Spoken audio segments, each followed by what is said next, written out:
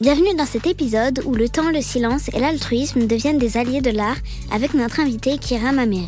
Documentariste et créatrice d'un podcast, Kira a appris à apprivoiser le temps, parfois imposé par les contraintes de financement, mais qu'elle a su transformer en un espace de liberté. Là où d'autres se précipitent, elle a choisi la lenteur comme gage de sincérité, de respect et de liberté de ton. Dans son univers, le silence est un terrain fertile, un espace précieux qui laisse toute la place aux voix des autres, à celles qu'elle recueille avec patience à travers son regard de documentariste et le micro de son podcast qui nous a inspirés. Elle écoute profondément pour faire émerger des histoires, souvent tues, des récits qui demandent à être entendus, avec toute la justesse que seule la lenteur permet. Aujourd'hui, Kira nous invite à ralentir, à écouter et à redécouvrir le pouvoir des histoires racontées avec courage, authenticité et cette liberté qu'elle n'a jamais voulu sacrifier. C'est donc à son tour de sortir de l'ombre et de nous dévoiler son propre chemin avec la même sincérité qu'elle accorde aux autres. Bonjour Kira. Bonjour Kaina. Bonjour Kira, bonjour Kaina. Bonjour Samy. Pour commencer, tu peux nous parler un peu de ton enfance? Dans quel milieu tu as grandi? Quel type d'éducation tu as reçu? Alors moi déjà, je suis née en Algérie, dans la chambre de ma grand-mère, dans un petit village à l'ouest, dans l'ouest algérien. Un village qui s'appelle Mamria. Et moi, je m'appelle Mamri. Tu vois le lien. Donc, moi, mon papa, il travaillait en France, et ma maman, moi et mes 2 grands frères, on habitait en Algérie, chez ma grand-mère. Et donc voilà. Et puis, à presque 1 an, je suis venue avec mon papa et mes frères et ma maman en France. Donc, on a habité une petite ville du 91. Et j'ai habité toute ma vie dans cette ville. Et j'ai eu une enfance vraiment banale, on va dire. Enfin, c'est une enfance où il y a tout et en même temps il y a presque rien, mais il y a l'essentiel. Il y a de l'amour, il y a de l'affection, enfin, limite il y a le plus important. Et mon père était ouvrier, ma mère travaillait pas. Et voilà, une enfance, pour moi, je te dirais normale. Comment ça s'est passé à l'école? Ça se passait jusqu'à quel âge? Jusqu'à la fin de l'école. Jusqu'à la fin de l'école. En général. Ouais. Parce que j'ai pas eu les mêmes... ça n'a pas été la même chose quand j'étais petite et après quand j'étais grande. Jusqu'au lycée, j'ai eu un parcours très classique. Donc j'étais ni bonne ni mauvaise. Je m'ennuyais beaucoup en classe. J'aimais pas particulièrement faire mes devoirs. Je les faisais pas particulièrement non plus. J'écoutais en classe par contre. C'est-à-dire, je faisais pas mes devoirs, mais j'étais très attentive en classe. J'étais souvent devant. Ou même si j'étais derrière, j'étais une élève qui écoutait. J'étais pas du tout dissipée. C'est ce qui me permettait, moi, de suivre l'école. Donc j'ai pas vraiment brillé à l'école. Je brillais en français. Et pour le coup, la français, ouais, si. C'est la seule matière où je brillais presque parce que j'aimais lire. J'ai toujours aimé lire. J'ai toujours. Alors ça, je te le dis maintenant parce que je suis grande, mais quand j'étais petite, je le savais pas. J'ai aussi eu de très bons professeurs de français. Ce qui m'a permis aussi de nourrir cet amour de la lecture et du français. Je pense que si j'avais eu des mauvais professeurs, ça n'aurait pas marché. Et comme j'ai eu de très bons professeurs, souvent des femmes, j'en garde... du coup, c'était pour moi un plaisir d'aller en classe de français, en classe de littérature. Et après, j'ai aimé l'anglais. Donc, pareil, j'aimais l'anglais. Du coup, moi, je travaillais que les matières que j'aimais, je crois. Pareil, l'histoire géo, j'aime beaucoup. Mais quand il y avait un cours que j'aimais pas, ou une époque de l'histoire que j'aimais pas, je travaillais pas. Mais dès qu'il y avait une période de l'histoire que j'aimais, je travaillais. Du coup, je dis comment ça s'est passé pour moi. Ce ne sont des conseils pour personne. C'est vraiment comment ça s'est passé pour moi. Mais tu t'ennuyais en classe que pour les matières que t'aimais pas vraiment? J'ai jamais été folle de mathématiques. Ça m'ennuie. Enfin, je m'ennuyais. Si je suis pas challengée, ne serait-ce par un intérêt, par une curiosité. Il y a une fois en mathématiques, mais ça je m'en rappelle précisément. Bon, j'avais que des mauvaises notes en mathématiques, parce qu'en mathématiques, si tu ne travailles pas, tu ne peux pas avoir de bonnes notes. Les mathématiques, ça va aussi avec le travail. Et du coup, j'avais toujours des mauvaises notes, toujours des mauvaises notes. Et un jour, je me suis mis un challenge à moi-même. Je me suis dit, maintenant, est-ce que tu es nul en maths ? Je me suis posé la question. Est-ce que tu as des mauvaises notes parce que tu es nul, ou est-ce que tu as des mauvaises notes parce que tu ne travailles pas ? Et j'ai travaillé un contrôle. Pendant une semaine, j'ai travaillé un contrôle. Mais toute seule, chez moi. Et j'ai eu la meilleure note de la classe. Et à partir du moment où j'ai eu la meilleure note de la classe, bon, déjà, le professeur a cru que j'avais triché, puisque j'avais toujours des mauvaises notes. Donc, il m'a envoyé au tableau pour corriger le contrôle devant toute la classe. Bon, j'ai réussi. Bon, il m'a dit, retourne à ta place. Il était persuadé que j'avais triché. Ce que je peux comprendre, c'est pas normal qu'une élève qui a tout le temps 5-6, du jour au lendemain, elle ait 18 ou 19. Et une fois que je me suis prouvé qu'en travaillant les mathématiques, je pouvais être bonne, je me suis dit, c'est bon, finalement, je suis pas nulle. Juste... Donc voilà. Donc, mais oui, quand je m'ennuie et quand ça m'intéresse pas, et ça, c'est encore vrai aujourd'hui, quand je n'aime pas quelque chose, quand ça ne m'intéresse pas, je suis incapable de le faire, mais incapable. Ce qui n'est pas une bonne chose, parce que je vois que tout le monde est capable de faire des choses qu'il n'aime pas. Moi, je ne sais pas faire.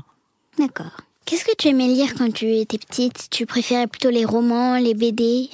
Les BD, j'ai jamais aimé. Moi, j'avais donc 2 grands frères. Et alors, mon grand frère Tar, il lisait tout le temps les BD de Lucky Luke. Mon frère Hamid, qu'est-ce qu'il lisait ? Lui, c'était Astérix et tout. Quand il les ramenait à la maison, moi, je lisais parce qu'il les lisait.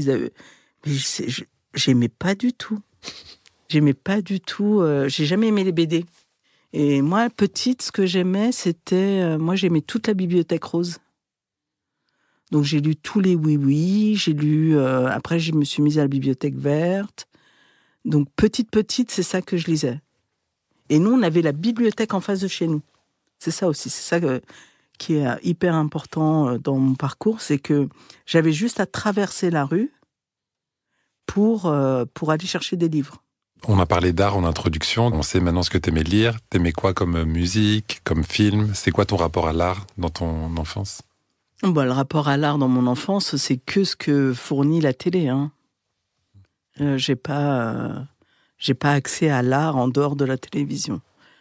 Le 7e art déjà, donc le cinéma, les dessins animés, ce qu'on appelle aujourd'hui les mangas. Donc, il y avait, c'était Club Dorothée, donc, et aussi, c'est très important, ça a l'air complètement dingue, mais Kaina, t'as une grande sœur, il me semble, et d'avoir des grands qui nous précèdent, ça, même s'ils n'avaient pas 10 ans de plus que moi, mais d'avoir ne serait-ce 4-5 ans de plus que moi, ça change beaucoup de choses. Donc même moi, si j'ai 6 ans, ils sont déjà plus grands que moi, ils ont déjà accès à des choses que moi, j'avais pas. Par exemple, mon grand frère, Tar, il avait eu, pour un cadeau de Noël, il avait eu un manche-disque. Donc un manche-disque, pour toi, ça n'a aucun sens, mais tu sais ce que c'est un CD ? Oui. Bon, avant le CD, il y avait des disques vinyles qui reviennent un peu à la mode, cela dit. Et donc, il avait eu un petit... C'est comme s'il avait eu un lecteur de CD. Sauf que c'était des disques vinyles qu'il mettait. Mes parents lui avaient acheté, ou il l'avait acheté, je sais pas. Enfin, il était petit, donc mes parents lui avaient acheté. C'était du Michael Jackson. Et toute la journée, il était... C'est comme s'il avait une petite... c'est comme s'il avait un téléphone toute la journée dans la main, avec la musique qui chantait. Bon, il avait genre 2-3 vinyles, mais... j'avais déjà accès à cette musique-là. J'avais accès au manga du Club Dorothée. Donc, je regardais aussi ce qu'il regardait. Donc, c'était...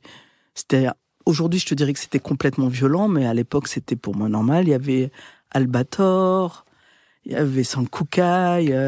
Ken le survivant. Oui, tout ça.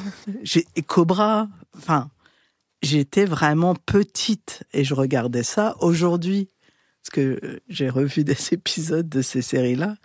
Je me suis dit, mais oh mon Dieu, il y a des enfants de 4-5 ans qui ont regardé ça, mais ça n'a aucun sens. J'ai aimé, mais je raffolais de Nicky Larson. Oui. Ça mais passerait pas parce du que tout. j'avais pas la même grille de lecture. Non. J'aimais Cat Size, je regardais Dragon Ball Z, mais parce que mes frères regardaient. Dragon Ball, j'avais accès à quoi? Ils avaient une petite Sega, ils avaient un petit, comment ça s'appelle? Une console. Une console. Bon, s'il n'y avait pas mes frères, c'est des choses auxquelles moi, je n'aurais pas eu accès. Jamais mon père m'aurait acheté à moi une console Sega. Donc voilà, donc tu joues avec ce qu'ils jouent, tu écoutes ce qu'ils écoutent. Donc l'art, c'est un peu ce qu'il y a autour de moi, mais à portée de main, quoi. À portée de main gratuit, à portée de main sans que personne ne t'emmène quelque part. Je veux dire, je suis pas allée au musée, je suis pas allée voir de pièces de théâtre, je suis pas allée au cinéma non plus. Je suis allée très tardivement au cinéma. Personne ne m'a emmenée au cinéma. Mais par contre, le cinéma s'invitait à la maison par le biais de la télé. Et c'est comme ça aussi que quand tu viens d'en bas, presque, tu vois, c'est comme ça que tu as accès à l'art. En tout cas, dans ma famille, c'était comme ça. Donc, tu avais accès au cinéma uniquement par la télé? Oui. Mais la télé de l'époque, c'est pas la télé d'aujourd'hui aussi. Il y avait une émission, je m'en souviens très bien, c'était l'émission d'Eddie Mitchell, qui était sur France 3, qui était même, ça s'appelait Antenne 3 peut-être à l'époque, ou quelque chose. Il y avait Antenne 2, donc c'était peut-être, je sais pas, enfin bref, la 3e chaîne. Et c'était tard le soir. Donc avant, il y avait le journal de 20h à 20h30, il y avait le film de 20h30 à 22h, et après, il y avait d'autres films. Il y avait un petit journal, et après, il y avait les films que présentait Eddie Mitchell. Et moi, c'est ça que je regardais. Et à cette époque-là, le fait d'avoir des grands frères, souvent, ça nous apporte des musiques qu'on ne connaît pas ou qu'on n'écoute pas. Qu'on ne connaît pas. Qu'on ne connaît pas du tout. On a un peu, moi en tout cas, la même histoire, et je vois avec Kaina et sa sœur, c'est la même chose. Et comment le hip-hop arrive à cette époque-là où le hip-hop est en pleine émergence, ouais, il démarre à peine? Pareil, c'est mon grand frère Hamid qui, lui... Alors, moi, j'ai un grand frère qui écoutait la funk. Ça, c'est l'aîné. Le second, lui, c'était plutôt vraiment hip-hop. Le hip-hop, il est arrivé, il était au collège, au début du collège, je pense. Et donc, à l'époque, on appelait ça les Zoulous, ceux qui aimaient un peu cette culture-là et tout. Donc, voilà. Donc, il était Zoulou avec ses copains de l'école. Avec quelques copains de l'école, parce qu'à l'époque, c'est pas tout le monde qui était là-dedans. Hein. Vraiment, c'était 3-4 personnes. Donc, c'était pas beaucoup, mais en tout cas, il faisait partie de cela. Et parmi ses copains, son copain Salim, lui avait de la famille à Marseille. Du coup, l'été, il descendait à Marseille. Et pareil, Kaina, pour toi, c'est peut-être difficile à imaginer, mais l'époque dans laquelle nous, on a grandi, c'est vraiment une époque charnière. C'est une époque où il n'y avait pas Internet. C'est une époque où il n'y avait pas de téléphone portable. C'est une époque où il n'y avait pas de musique qui venait dans notre ordinateur parce qu'il n'y avait pas d'ordinateur. Et la musique qui existait, c'était celle qui passait à la télé ou à la radio. Et pour ce genre musical, donc le rap, il n'y avait pas encore de radio, il n'y avait pas encore d'émissions télé, il n'y avait pas encore de magazines, il n'y avait pas de livres là-dessus. Enfin, tout était nouveau. Et donc, du coup, cet ami Salim, qui avait de la famille à Marseille, donc est parti peut-être 2 mois là-bas, et il revient de vacances, et il dit à mon frère, tiens, j'ai ramené cette cassette de chez mes cousins, écoute. Lui, mon frère dépose la cassette à la maison, et il retourne jouer avec ses potes. Mais moi, je suis à la maison. Parce que moi, je jouais pas dehors. Moi, je jouais à la maison. Donc, moi, j'écoute la cassette avant que mon frère l'écoute. Et c'est I Am, c'est le premier album d'I Am.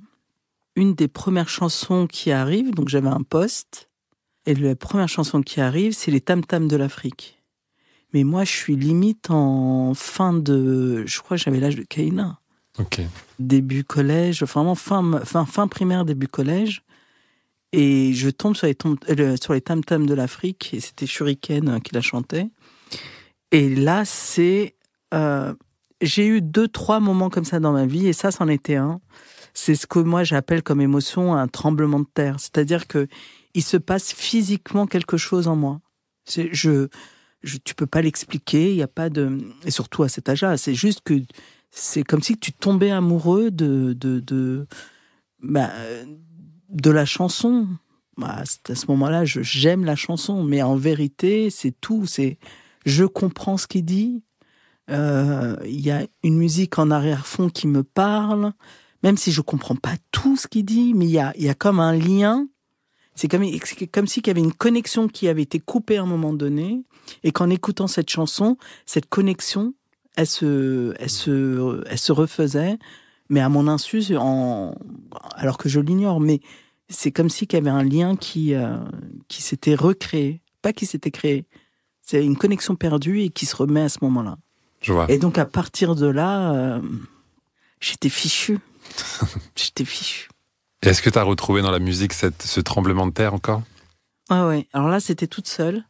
Nous, on avait un centre commercial à l'époque, pas loin de chez nous, qui s'appelle toujours d'ailleurs la Croix-Blanche, à Sainte-Geneviève-des-Bois. Et là-bas, il y avait un espèce de brocanteur, mais qui vendait pas des vieilles choses. Il récupérait un peu tous les invendus de tous les magasins. Et il les vendait du coup moins cher. Et du coup, moi j'aimais bien aller dans ce magasin parce que il y avait tous les invendus de livres, de dictionnaires. C'est là où j'avais acheté mon arabe quand je suis arrivée, je crois, j'étais en 4e, en 3e, je faisais anglais renforcé et je disais à mon père, mais papa, mais tout le monde a un arabe, tout le monde a un gros dictionnaire et tout. C'était hors de prix, c'était impossible d'acheter ce dico. Et en allant dans cette boutique, lui, il l'avait sous cellophane, jamais ouvert. C'était le Graal.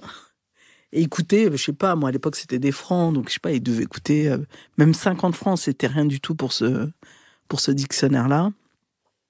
Et il vendait aussi des cassettes audio, parce qu'on avait des post-cassettes à l'époque, des cassettes audio de plein de genres musicaux. Et j'avais pris... en tannant mon père, s'il te plaît, papa, je peux prendre cette chanson, cette cassette et tout. De temps en temps, il me disait oui. Et j'avais pris une compilation de soul music.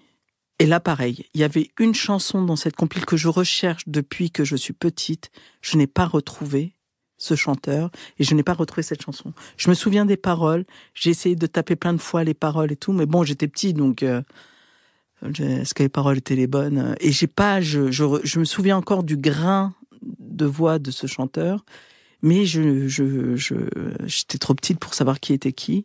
Mais à partir de là, pareil, je suis tombée dans la soul. Et après, j'ai écouté tout ce qui, jusqu'à encore aujourd'hui. Hein. Je sais pas pourquoi, mais on se doutait avec Kaina que c'était la soul. Ah oui. C'est très bien pourquoi, mais on s'en doutait un petit peu. Pourquoi tu as fait du documentaire plutôt que de la fiction ?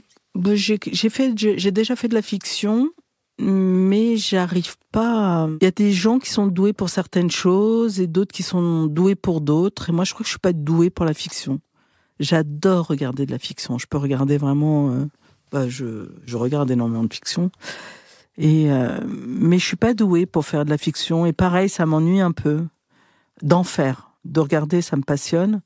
Mais d'en fabriquer, ça m'ennuie un peu. Et moi, le documentaire, c'est un genre où je recherche un peu la vérité des gens. Et la vérité des gens, au mieux, je peux la trouver dans le documentaire. Au plus près, c'est le documentaire. Le documentaire, c'est vraiment le genre qui va se rapprocher de la vérité des gens. Et la fiction, par la fabrication du film, tout est faux. Et on sait tous que tout est faux. Même si l'histoire est à partir de faits réels et tout, c'est romancé, c'est pas la parole des vraies personnes, du coup, c'est comment nous on l'imagine, Et moi, c'est pas ça qui m'intéresse. Ce qui m'intéresse, moi, c'est vraiment les gens. Et puisque c'est les gens qui m'intéressent, il y a que les gens qui peuvent me raconter leur vie à eux. Et du coup, c'est pour ça que le documentaire me parle. C'est pour ça que ça me touche. Et je suis plus douée en documentaire qu'en fiction aussi. Donc c'est pour ça que tu as fait du documentaire? Ouais. Je pense que si j'avais pas fait de documentaire, je n'aurais pas fait de fiction pour autant. Mais après, c'est devenu une passion. Passion, c'est compliqué, hein. Vraiment, passion, c'est vraiment ce que j'aime. C'est aussi là où je suis douée. J'ai pas honte de le dire, et encore moins après le dernier épisode que vous avez fait avec Sofiane. Je sais pas si vous dites Sofiane ou Sofiane. Sofiane, oui. Sofiane. À un moment donné, dans le podcast, il dit la confiance en soi, c'est différent de la confiance en ses compétences ou quelque chose comme ça. Ses capacités. Et pareil, là, ça a fait tilt dans ma tête. Je me suis dit, mais c'est dingue. Il a dit en 2 phrases ce que j'ai toujours eu du mal à expliquer. Je suis pas quelqu'un qui a réellement confiance en soi, mais j'ai une confiance absolue dans mes capacités. Je sais en quoi je suis douée et je sais en quoi je ne le suis pas. Je vais pas m'inventer des capacités là où elles n'existent pas. Mais par contre, je sais que j'ai une facilité pour telle chose, facilité pour telle chose, facilité pour telle chose. Bon, du coup, je me dirige un peu, peut-être facilement vers mes facilités, mais pourquoi pas. Mais quand tu dis que t'es douée pour faire du documentaire, c'est facile pour toi? Pour moi, c'est très facile. Très facile. C'est beaucoup de travail. Il y a un travail monstre à fournir. C'est énormément de recherche. C'est vraiment énormément de recherche. C'est beaucoup d'années de recherche. Sur les invités que je vais avoir dans mes films, sur les sujets que je vais aborder, qui a déjà fait ces sujets-là, comment ils ont fait ces sujets-là, qu'est-ce qui manque, qu'est-ce qui n'a pas été dit, qui peut répondre aux questions qui n'ont pas été dites, pourquoi ça n'a pas été dit. Tout ça, c'est un travail, mais le travail de documentariste, en tout cas tel que moi je le fais, est chronophage de fou. Chronophage, ça veut dire que ça prend énormément de temps. Mais ça veut pas dire que c'est dur. Ça veut dire qu'il faut travailler. Ça veut dire qu'il faut accepter de passer beaucoup de temps, beaucoup d'années, beaucoup de mois, beaucoup de semaines sur juste un point d'une question. C'est lire beaucoup, c'est regarder beaucoup, c'est écouter beaucoup. Et surtout qu'on a une période avec Internet, justement, où on peut, quand on cherche bien, ou quand on sait chercher, on peut trouver énormément de matériaux. On peut trouver des podcasts, on peut trouver des podcasts en français, mais aussi à l'international. On peut trouver des livres, on peut trouver des articles, on peut trouver des reportages, on peut trouver des émissions radio. Il y a énormément de matière dans les époques dans lesquelles on est en ce moment, en termes de recherche documentaire, c'est-à-dire de recherche par rapport au sujet qu'on traite. On a une masse énorme. Mais cette masse énorme, puisqu'on est des humains, c'est aussi à nous de la traiter. C'est-à-dire qu'il faut la lire, qu'il faut l'écouter, qu'il faut regarder. Et tout ça, même si c'est 2 heures ici, 2 heures ici, 2 heures ici, c'est quand tu les additionnes, c'est beaucoup, beaucoup de temps. Et pourquoi je suis douée? Je sais faire ces recherches-là. J'ai la patience pour me documenter, pour lire, pour écouter tout ça. Il faut aussi se renseigner sur tes invités. Parce que tu invites des gens dans tes films. Il faut que... Toi, comme j'ai lu énormément de choses sur eux, moi, je les connais. Enfin, je connais une partie d'eux. Je connais leur travail, et ainsi de suite. Mais par contre, eux ne me connaissent pas. Et le travail du documentaire, c'est un échange. C'est un échange entre l'invité, donc celui qui répond aux questions, et celui qui pose des questions. Mais pour que quelqu'un réponde à tes questions, il faut qu'il ait envie de te parler. Tu vas pas parler à un inconnu de la même façon que tu vas parler à papa. Tu vois? Il y a des choses que tu vas dire à papa parce que tu le connais. Tu sais quand il est fatigué, tu sais quand il est fâché, tu sais quand il est heureux, tu sais tout ça. Mais pour quelqu'un que tu viens de rencontrer pour la première fois de ta vie, tu sais pas comment l'aborder, tu sais pas quand est-ce que tu peux aborder telle question, tu sais pas. Donc, il faut que lui te connaisse un peu, suffisamment, pour qu'il voit un petit peu qui tu es. Pour dire, OK, à cette personne-là, je peux dire ça, ça et ça. Et ça aussi, là, ce que je te décris, ça prend énormément de temps. Ça te prend à peu près combien d'années pour faire un seul documentaire? Voilà, là, ça prend beaucoup, beaucoup de temps. Mais mes derniers films, ça a pris 4-5 ans. Ouais, 4-5 ans à chaque fois. Ça prend beaucoup de temps.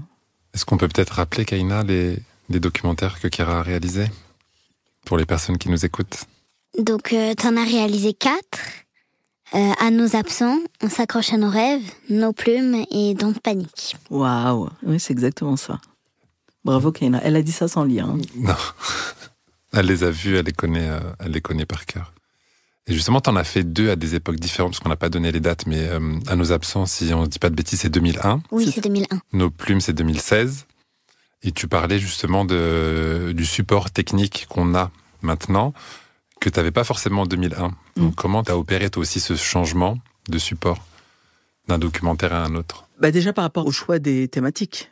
La thématique du premier documentaire, après là je parle comme si je maîtrisais, mais c'est l'expérience aussi qui fait qu'avec le recul je sais. À l'époque, j'en savais absolument rien. Mais c'est aussi quand tu maîtrises... Le premier film, c'est souvent le film des tripes, le film qui n'a pas besoin de recherche documentaire presque. C'est des sujets que tu maîtrises qui t'habitent. Donc voilà. Donc le premier documentaire, on était l'année 97, 98, 99, 2000. C'était des années un peu bizarres. Bon, c'était pas mon premier choix de documentaire, il faut le savoir. D'accord. Mais en tout cas, c'est le film que j'ai fait après. C'est des années où il y a eu énormément de morts dans la communauté hip-hop, dans les quartiers. Peut-être pas plus qu'avant, hein. Je pense pas qu'il y ait eu plus de morts. Mais c'était une époque où il y avait énormément de morts dans ces populations-là, on va dire. Mais c'est une époque aussi c'était l'époque du hip-hop. Hein. C'est une époque qui racontait ces morts-là, ces disparitions-là, ce qui n'était pas forcément le cas avant. Et dans ces époques-là, il y a eu énormément de sons, d'abord des États-Unis, où il y a après, c'est les années où Tupac est mort, où Biggie est mort, où d'autres sont morts, que ce soit de la drogue, que ce soit de la violence, que ce soit, pour X raisons. Et pareil en France. Je pense pas qu'il y a eu copiage de la France sur les États-Unis sur ça, mais moi, il y a quelque chose que j'appelle l'ère du temps. Il y a des choses qui se passent partout, et c'est comme ça. C'est pas parce que ça a été téléphoné, c'est parce que les gens vivent les choses plus ou moins en même temps, et les réactions sont plus ou moins les mêmes selon qu'on soit au nord, au sud, à l'est ou à l'ouest. Et donc voilà. Et donc en France, il y a eu aussi pas mal de rappeurs qui racontaient ces morts. Et du coup, à un moment donné, j'écoutais Génération, et j'avais écouté pas mal de chansons, et je me disais que c'est quand même dingue. Pour avoir connu le hip-hop, le rap avant, je me dis c'est quand même marrant que c'est pas une chanson qui se noie au milieu de 100, c'est plusieurs chanteurs, plusieurs rappeurs qui parlent de ces morts. Et de là est venu le questionnement de finalement, qu'est-ce que c'est? C'est quoi la mort? C'est quoi le deuil? C'est quoi? Parce que on est aussi dans des sociétés où on parle pas de ça. Donc, qu'est-ce que c'est? Moi, j'avais plein de questions. Et les réponses, je pouvais les avoir que par ceux qui en parlaient dans leurs textes. Et donc, du coup, c'est pour ça que je dis que c'est différent, par exemple, de Nos plumes ou de Don't Panique, où là, j'ai fait énormément de recherches que je raconte à Kaina tout à l'heure.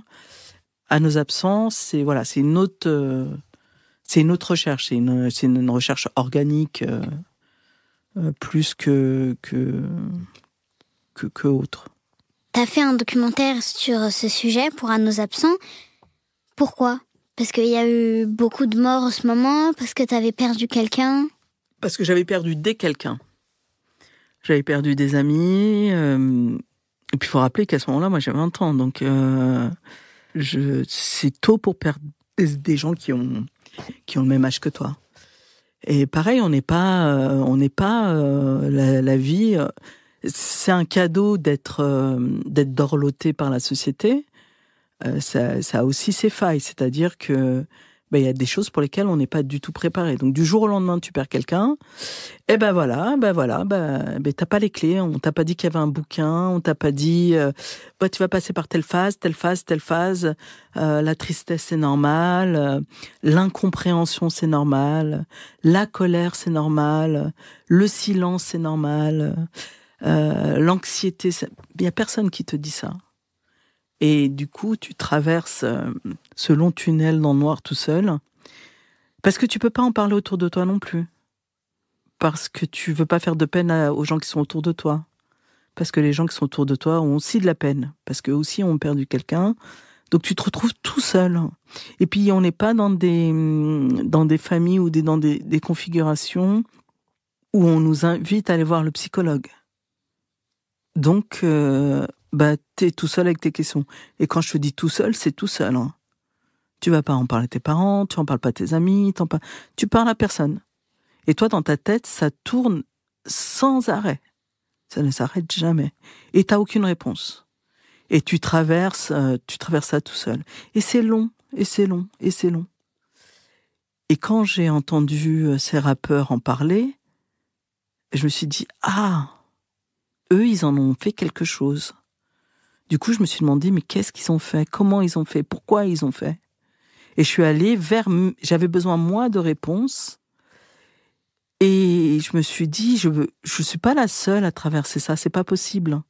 S'il y a bien quelque chose sur Terre qui existe pour tout le monde, que tu sois pauvre, que tu sois riche, que tu sois ni l'un ni l'autre, que tu sois grand, que tu sois petit, que tu sois beau, que tu sois moche, que tu sois maigre, que tu sois gros, que tu sois heureux, que tu sois malheureux, c'est la mort.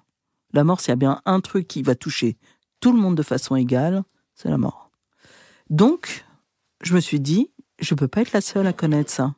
Et pourtant, on est nombreux à pas connaître. Et du coup, je me suis dit, non seulement moi, je vais chercher des réponses pour moi, je vais chercher des réponses aussi pour les autres. Donc, c'est pour ça que j'ai fait ce film. Et est-ce que tu as trouvé des réponses à tes questions à l'issue de ce documentaire? La réponse, c'est que chacun fait comme il peut. Ça, c'est la première réponse. La deuxième réponse, c'est si tu arrives à en sortir quelque chose, tu vas toujours mal, mais quand même, tu vas mieux.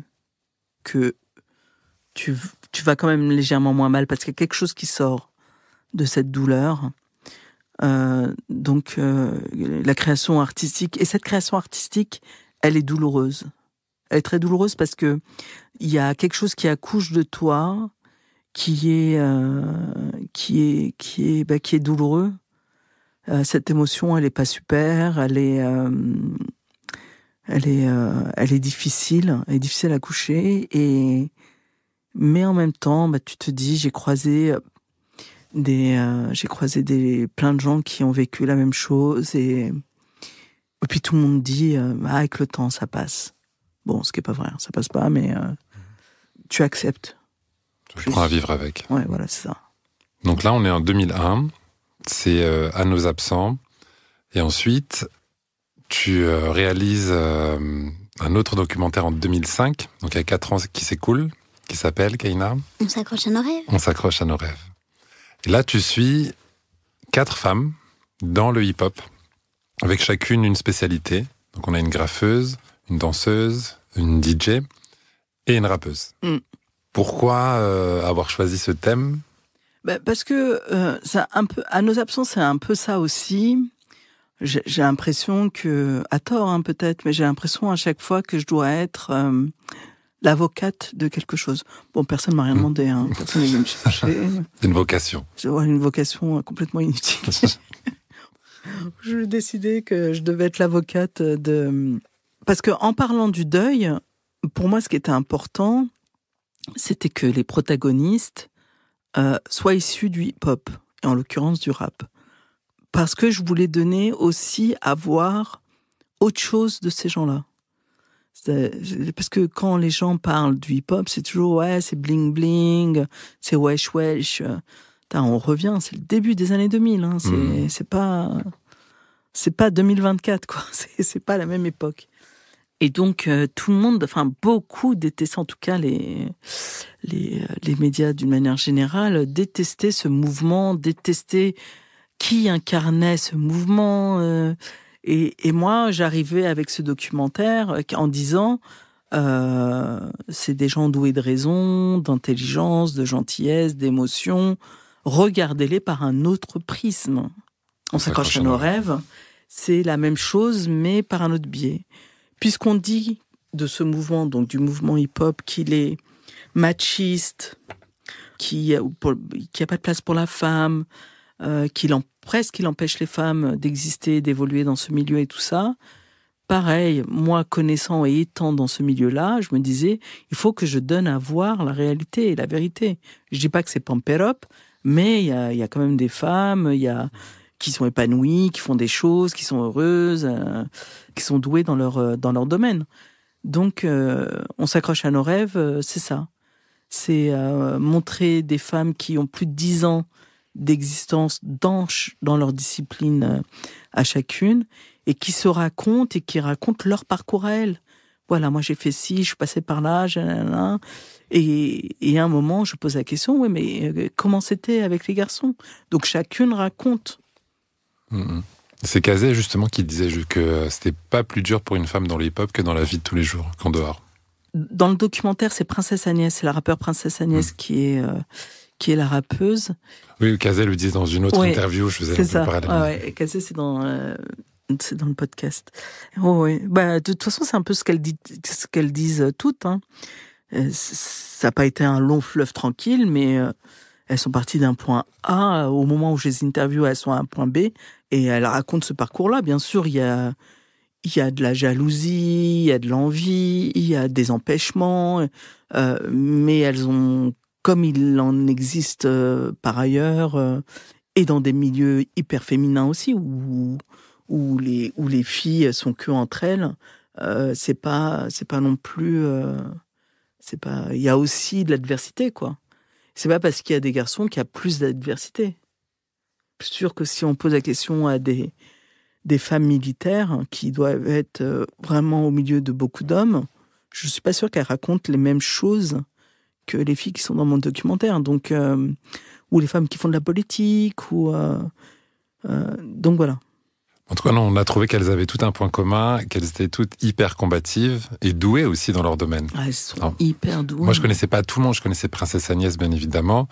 Lady Alésia, non. On a eu la chance de la rencontrer avec Aïna. Ouais. DJ Pomme, pareil, je connaissais pas du tout, mais elles sont toutes hyper douées dans leur domaine. Ouais, et Magali, en tant que danseuse, Magali Duclos. Et elles sont toutes encore ou dans leur discipline, ou des disciplines pas loin de ce qu'elles faisaient à l'époque. Donc, c'est même pas des personnes qui ont arrêté en cours de route, oui. Donc, combatives, oui, complètement, oui. Ah, oui. Et je crois, même si je dis pas de bêtises, que Princesse Agnès, maintenant, est dans les médias. Oui. Je crois qu'elle a un podcast où elle interviewe uniquement des femmes aussi. Là, elle est dans une série où elle interviewe les femmes, exactement. Oui. Et Kaina a trouvé d'où venait le titre. C'était une des questions qu'on avait préparées et Kaina m'a répondu. Donc, tu veux poser la question à Kaina, Samir ? Non, oui. D'où il vient le titre, hein ?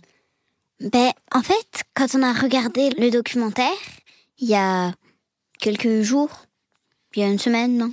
Oui. En fait, papa, il n'était pas trop concentré, il était allongé. Ouais, il dormait un petit peu. Comme on disait tout à l'heure, Absolument. Au restaurant, il se reposait. Et voilà. Et en fait, du coup, moi...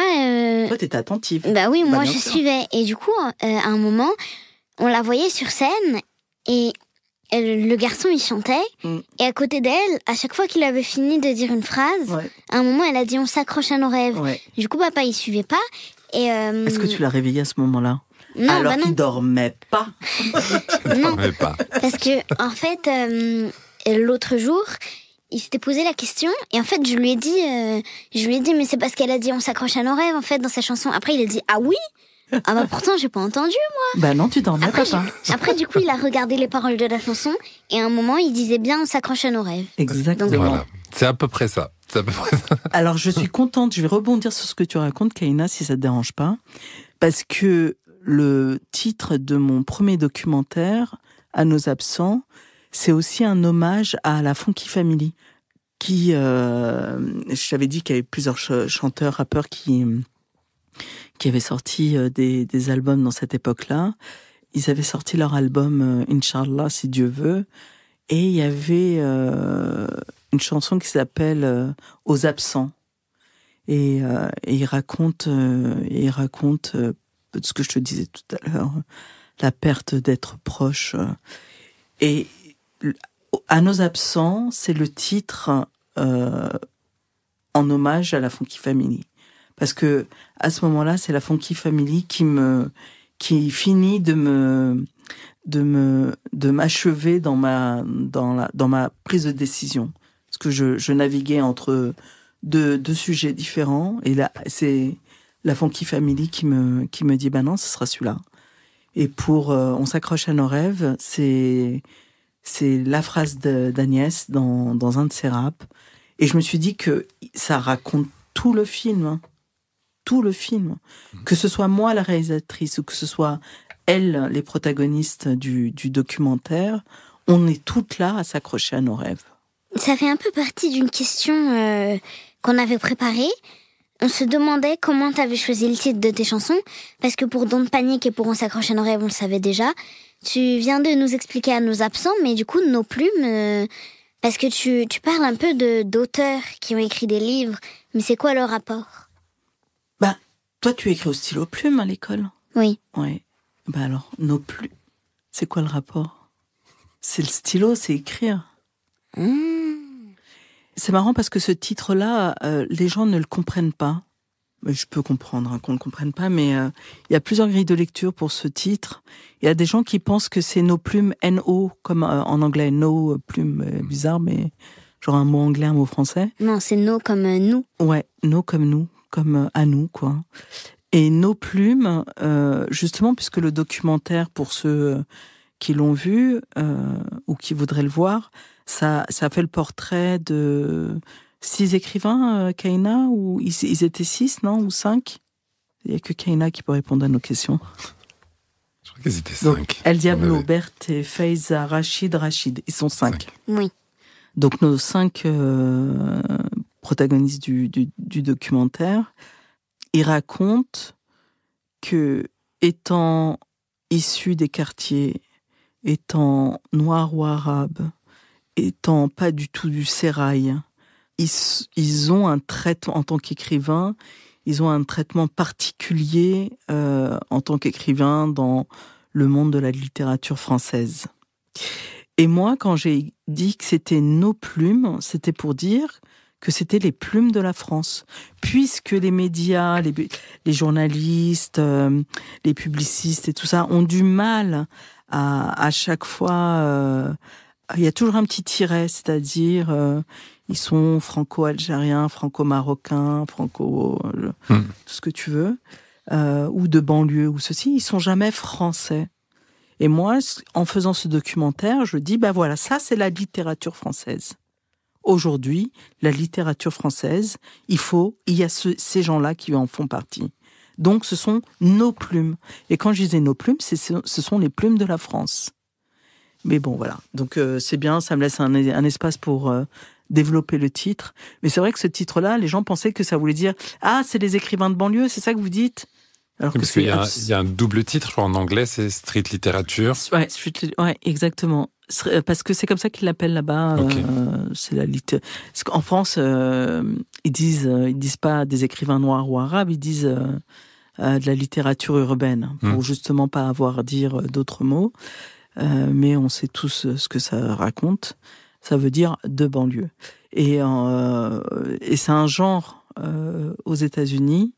Donc voilà, donc c'est pour ça que le titre, il s'appelle pas Our Pens. Non, où ils disent la nouvelle Sagan, ou la nouvelle, ou le nouveau Jamel. C'est ça. Donc, j'aimerais revenir un peu sur Don't Panic. Oui. Qu'est-ce que tu as appris particulièrement d'intéressant que tu savais pas avant pendant tes voyages à l'étranger pour aller au Sénégal, aux États-Unis, en Algérie? Est-ce que tu veux rappeler peut-être déjà aux personnes qui vont nous écouter le concept de Don't Panic? Don't Panic, c'est des rappeurs de tous les pays du monde, d'Algérie, des États-Unis, de Belgique, Suède, de France, oui, de partout, qui racontent des rappeurs musulmans, je crois, oui, qui racontent un peu leur parcours et Oui, est-ce qu'ils vivent en tant que rappeurs et musulmans? Moi, dans mes documentaires, et même, bon, après, je sais pas si on en parlera ou pas, mais dans mon podcast, c'est ça qui m'intéresse, moi. Il y a que le parcours qui m'intéresse. Qu'est-ce qui fait dans l'histoire, qu'est-ce qui fabrique l'humain? Kaina, toi, tu es Kaina, tu es unique. Tu es le fruit de ton histoire, tu es le fruit de l'histoire de papa, tu es le fruit de l'histoire de maman, de tes deux grands-mères, de tes grands-parents, et ainsi de suite. Et du coup, quand je rencontre Kaina et que je lui pose des questions, parce que moi, bon, les gens qui me connaissent pas, ils disent mais pourquoi elle pose plein de questions? Parce que je suis vraiment curieuse de ça. Qu'est-ce qui t'a fabriqué? Comment tu es? C'est quoi ta particularité? Mais moi, ça me passionne. Vraiment, c'est le mot, ça me passionne. C'est pas la curiosité, oui, non, c'est comment l'humain se fabrique, je trouve ça tellement beau. Et des fois, les parcours, ça tient à rien du tout. À rien. Oui, il y a le caractère, oui, il y a ceci, mais il n'y a pas que ça. Il y a aussi, il y a l'environnement, il y a l'histoire, il y a un tas de choses. Il y a un tas de choses. Il y a ta position dans ta famille, il y a ton caractère, effectivement. Il y a ce en quoi t'es doué. Il y a ceux en quoi t'es moins doué, mais qui sont aussi, qui racontent aussi quelque chose. Et ça, moi, ça me passionne. Et quand tu dis que je cherche le parcours de ces rappeurs-là, ils ont deux points communs, tous les gens que j'interviewe dans ce documentaire, qui s'appelle Don't Panic. Ils sont tous musulmans et ils sont tous rappeurs. Mais par contre, il y en a un qui habite en Belgique, il y en a un qui habite en Algérie, l'autre qui habite en France, l'autre qui habite aux États-Unis, l'autre qui habite en Suède, l'autre qui habite au Sénégal. Finalement, c'est quoi alors? Qu'est-ce qui fait que quand on parle des musulmans et quand on parle des rappeurs, on est tous un, on est tous identiques. On est tous, enfin, c'est monolithique. Il y a pas de nuance. Il y a rien qui nous caractérise presque, si ce n'est les mêmes choses pour tout le monde. Et en faisant ce documentaire, je cherche à montrer ce qui est pareil, mais aussi ce qui est différent. Et moi, ce que j'apprends en faisant... Moi, je suis arrivée dans Panique, je maîtrisais le sujet. Je n'allais rien apprendre en faisant Don't Panic. Je fais Don't Panic pour les gens. Je fais les Don't Panic pour rassurer les gens. Regardez, voilà. J'ai pris des musulmans de différents coins sur la planète. Ils vont se raconter et vous allez voir que les différences, elles viennent pas forcément d'eux. Mais là où moi j'apprends quelque chose au final, j'étais vraiment presque arrogante en démarrant le documentaire. Pareil, j'ai fait beaucoup de recherches pour celui-là. Là où j'étais arrogante, c'était que j'allais rien apprendre. Ce film, moi, je connais le hip-hop, je connais les rappeurs, je connais l'islam, vous allez rien m'apprendre. Et puis j'ai voyagé aussi. Je connais les pays et tout. Non, finalement, t'apprends toujours quelque chose. Je suis allée aux États-Unis, je me suis dit, bon, je vais poser ça comme question à mon Américain et tout, Hassan Salam, qui est new-yorkais. Et finalement, je découvre quelque chose. Parce que moi, je suis française. Moi, je connais le racisme en France. Je sais à quoi il ressemble. Je sais pourquoi il est là. Je sais comment il est là. Je sais un tas de choses là-dessus. Et quand je vais aux États-Unis, je me dis, alors eux, vu que la France, c'est comme ça depuis le 11 septembre, alors là, je vais à New York poser des questions à un rappeur musulman alors que le 11 septembre, c'était chez eux, ça doit être pire que nous, ça doit être l'horreur sur Terre. Et je suis arrivée, non, finalement, c'était pas du tout ça. Il valait mieux être musulman aux États-Unis après le 11 septembre qu'être musulman en France après le 11 septembre. Et c'est ça que je découvre. Ça fait partie des choses que je découvre. Quelque chose aussi que je savais intuitivement, mais que je ne savais pas avec certitude parce que c'est pas moi qui le vivais. Quand je vais au Sénégal et que je parle aux rappeurs algériens, donc c'est quand même 2 rappeurs qui sont musulmans dans des pays musulmans. Elle est là la différence entre les autres. Il y a ceux qui habitent dans des pays musulmans, qui sont quand même rappeurs musulmans, et il y a ceux qui sont musulmans dans des pays où c'est pas du tout des pays musulmans. C'est pas du tout la même chose. Par exemple, le Sénégalais, Dougiti, il disait, moi, c'est des questions que je me suis jamais posées. Et après, tu réfléchis, tu dis, c'est normal qu'il s'est jamais posé les questions. Puisque lui, il y a personne qui, tous les jours, tous les matins, jusqu'au soir, lui rappelle qu'il n'est pas comme les autres.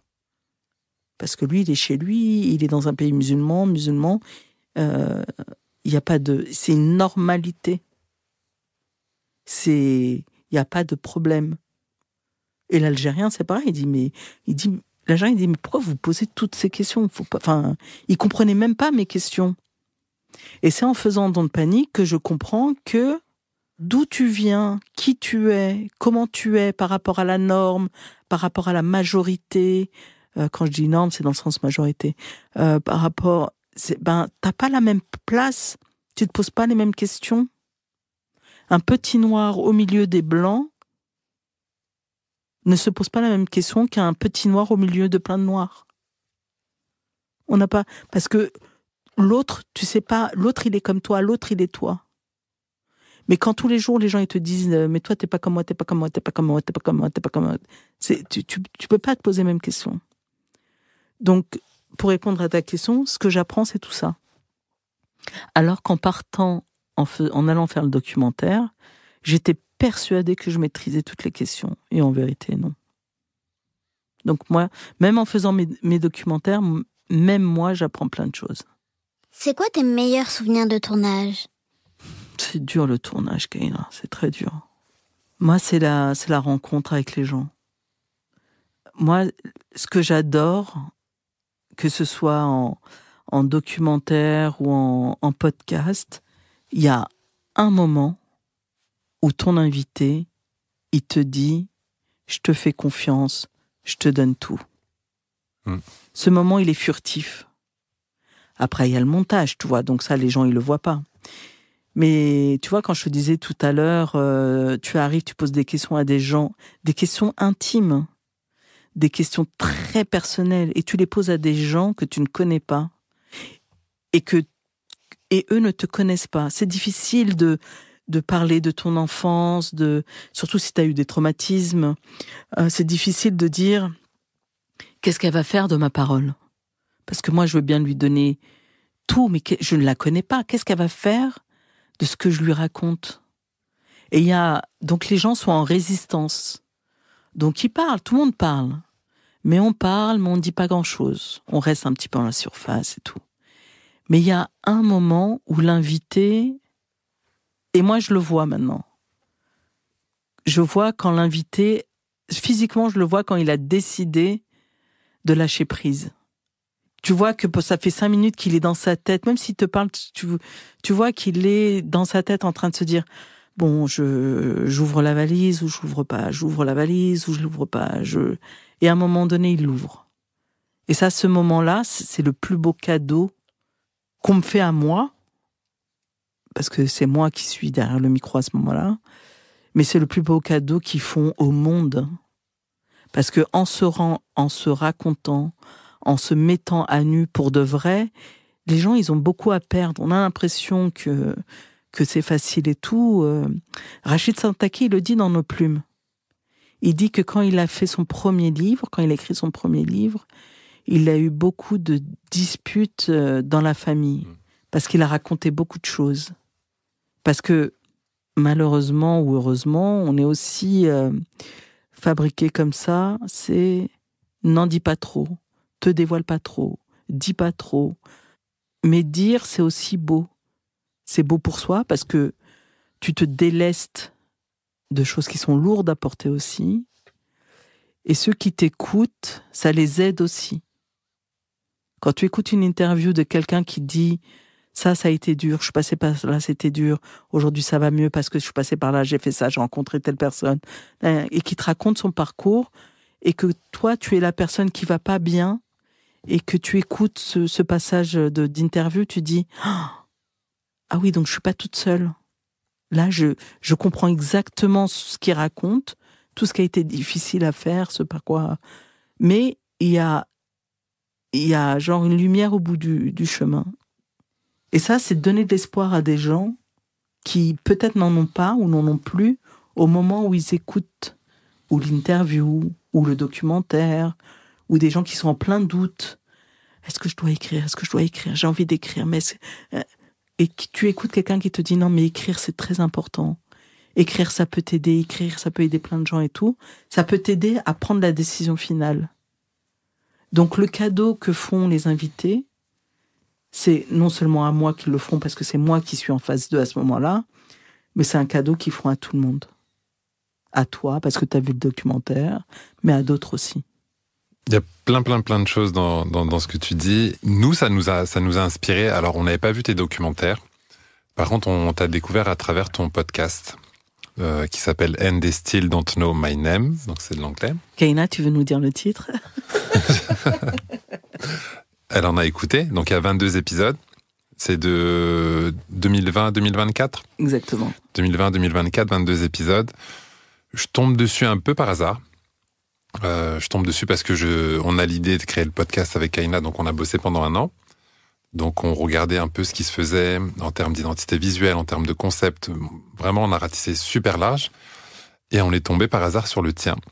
Je raconte l'anecdote comme ça aussi, ceux qui nous écoutent pourront comprendre à quel point on a été influencés et inspirés par ce que tu as fait.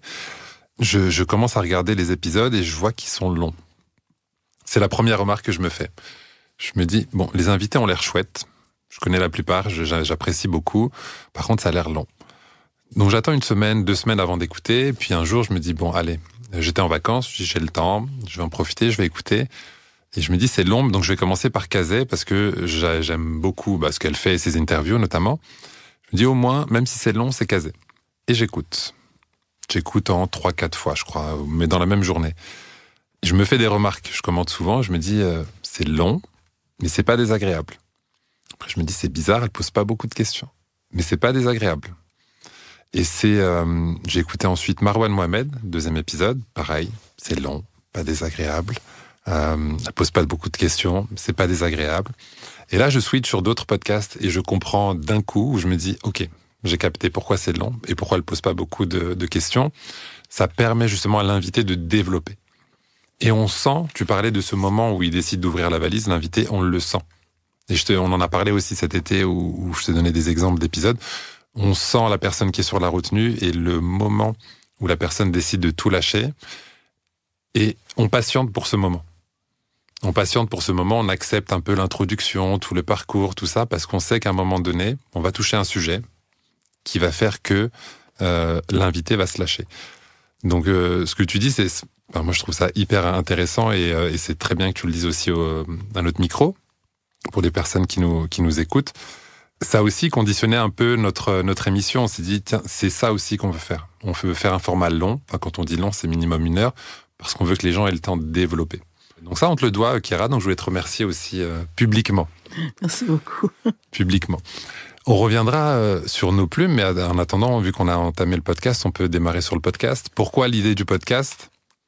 Alors l'idée du podcast, elle est... Moi j'écoutais des podcasts américains, c'était pas encore la mode en France. Donc j'écoutais des podcasts en anglais. Et moi j'aime, je vais me répéter, hein, ma vie est une longue répétition.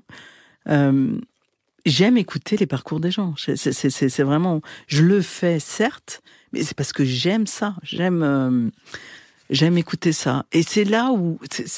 je vais encore redire ce que j'ai dit tout à l'heure. C'est là où tu découvres les gens. Mais les gens, vraiment, c'est vraiment... Et c'est pas forcément que dans des interviews. Ça peut être par le biais de l'humour, par le biais le biais d'un jeu. Je te parlais tout à l'heure d'un nouveau concept où quand tu aimes un personnage, une personne, une célébrité ou ce que tu veux, hein, et que tu regardes plusieurs interviews dans différentes situations, la personne, elle prend corps. Ça ne devient pas pour autant ton amie, et tu ne la connais pas non plus. Enfin, tu connais que ce qu'elle donne à voir aussi. Mais dans différentes situations, tu vois des patterns qui se répètent ou pas, et des choses qui se révèlent ou pas. Et ça, moi, j'aime. Et du coup, je veux faire la même chose. Mais ça prend énormément de temps parce que je veux que mon podcast il soit parfait. Je veux ça. Donc moi, j'ai commencé, je vais te dire exactement quand, hein. J'ai commencé à écrire, à chercher des titres et tout ça. On devait être en je sais pas, 2013-2014, quelque chose comme ça. Okay. Donc moi j'ai encore un dossier où j'ai les titres de mes podcasts qui n'étaient pas du tout celui qui est aujourd'hui. J'avais le visuel, j'avais sur quoi je voulais les orienter, quels étaient mes invités, et ainsi de suite. Mais j'ai pas le studio, j'ai pas encore ceci, je suis encore dans mes films, donc voilà, donc je le fais pas. Et puis c'est pas encore carré. Tant que c'est pas carré, je me lance pas. Arrive le Covid. Le Covid, on reste 4 mois enfermé chez soi. Ouais, 4 mois enfermé chez soi. 4 mois où, le Covid, c'est bien, on est gentil aujourd'hui, on est en 2024, on en parle, on rigole. Enfin, on rigole. On a tous été traumas, mais on peut en rigoler. Mais en tout cas, à ce moment-là, on sait même pas si on va vivre dans 4 mois. On se dit, ah oui, donc on va mourir là, tous, ou en tout cas beaucoup, et on n'aura pas fait ce qu'on voulait faire. Et là, à ce moment-là, moi, j'avais décidé d'arrêter de faire des documentaires. Et je lui ai dit, bon, moi, je veux pas du tout refaire de film. Et je lui ai dit, mais t'as envie de faire un podcast? Fais-le, ce podcast. À la maison, tu meurs dans 2 mois. Il y a un truc que tu rêvais de faire que t'as pas fait. Et du coup, je me dis, allez, je m'en fiche. Donc, en 3 semaines, j'avais pas le titre encore, mais j'avais déjà contacté des gens en leur disant, dès que ça réouvre, est-ce que tu veux bien être dans mon podcast et tout. Et c'est pour ça que j'ai Kazé. Kazé venait de sortir son album, mais il n'y a plus de concert. Oui. Et c'est ce qu'elle me disait. Elle me disait, on n'a rien à faire là, les artistes. On est empêchés de tout. Les salles n'ont pas réouvert. On ne peut pas se produire sur scène. Moi, j'ai du temps. Elle me dit, Kéra, tous les artistes ont du temps là. Ouais. Ils faisaient que des lives vers 20h. Voilà. Donc, le déconfinement, c'était...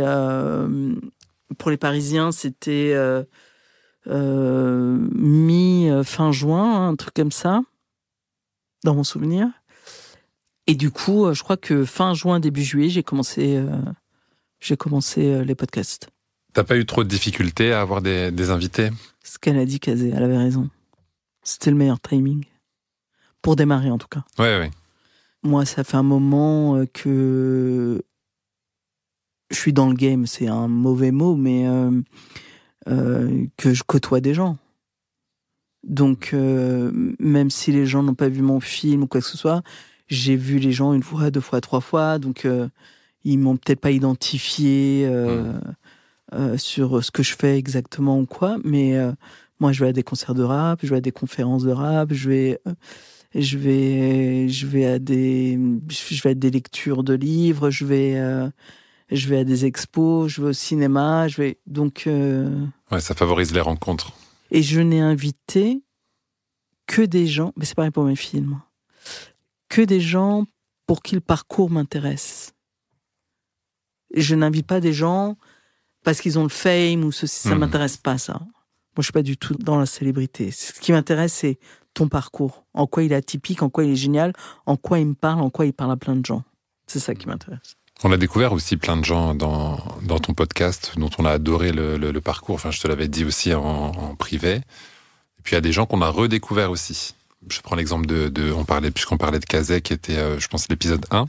Où Kazé, on l'entend beaucoup, on l'invite beaucoup pour parler de racisme, pour parler de ces choses-là. Et toi, tu as décortiqué un peu tout son parcours musical. Non. En prenant en compte des phrases, en lui demandant d'expliquer. Moi, j'ai fait une explication de texte. Moi, j'étais hyper scolaire pour l'épisode de Kazé.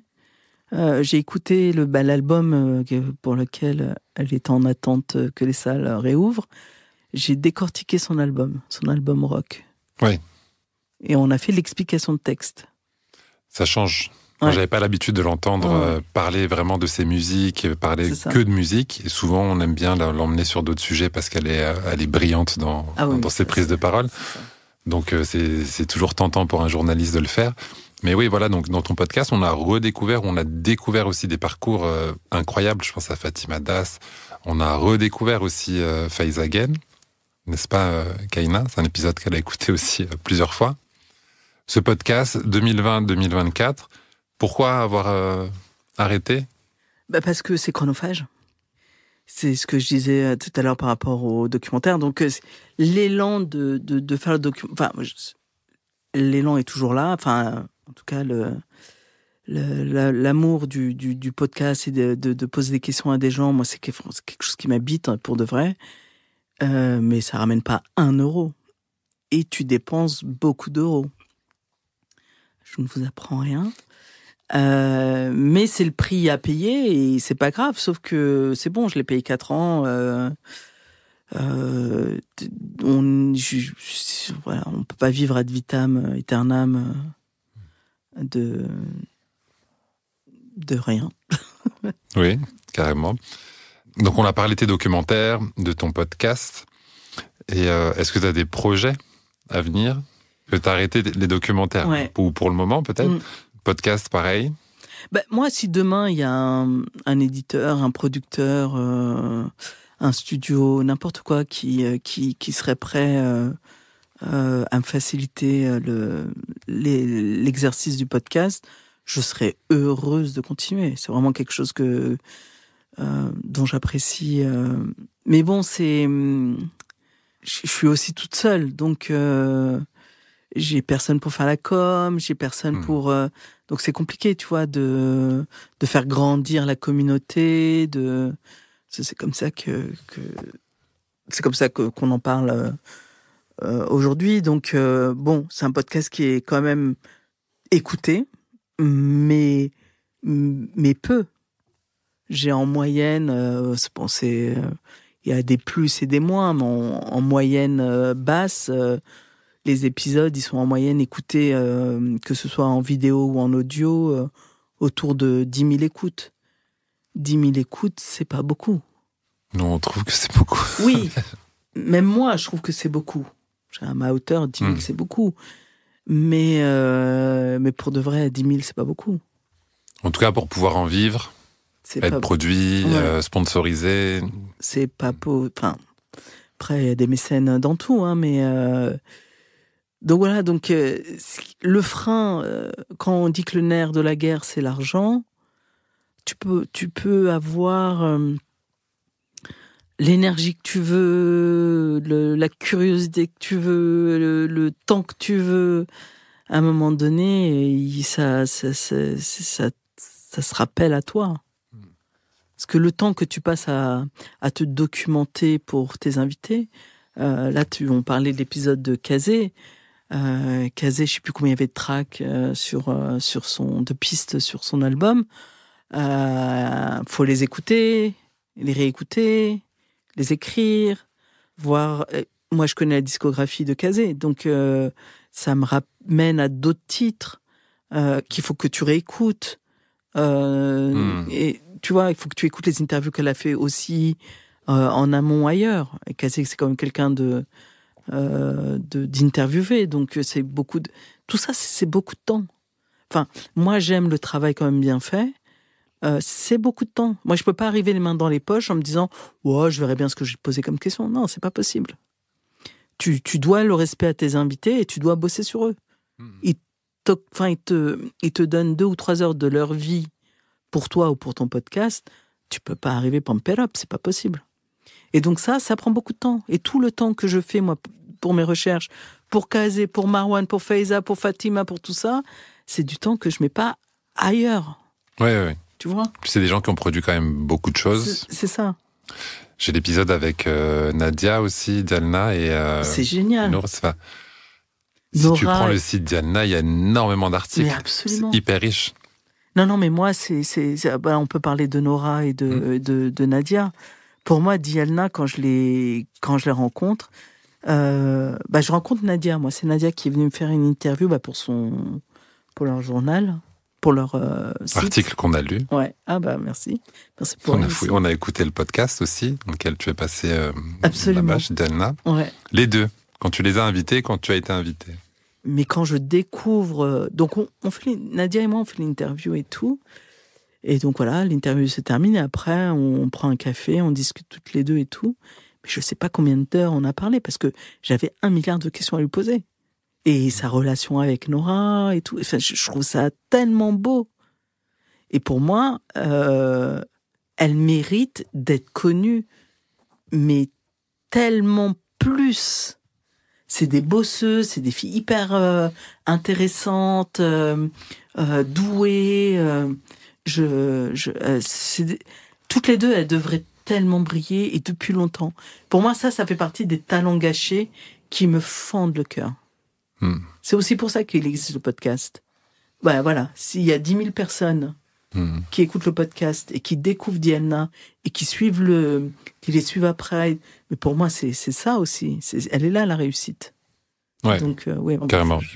Non, pas du tout. Enfin, nous, on peut que confirmer, n'est-ce pas, Kaina? On connaît aussi Nadia. On va régulièrement à son enregistrement en live, Jamais sans mon livre. Ouais.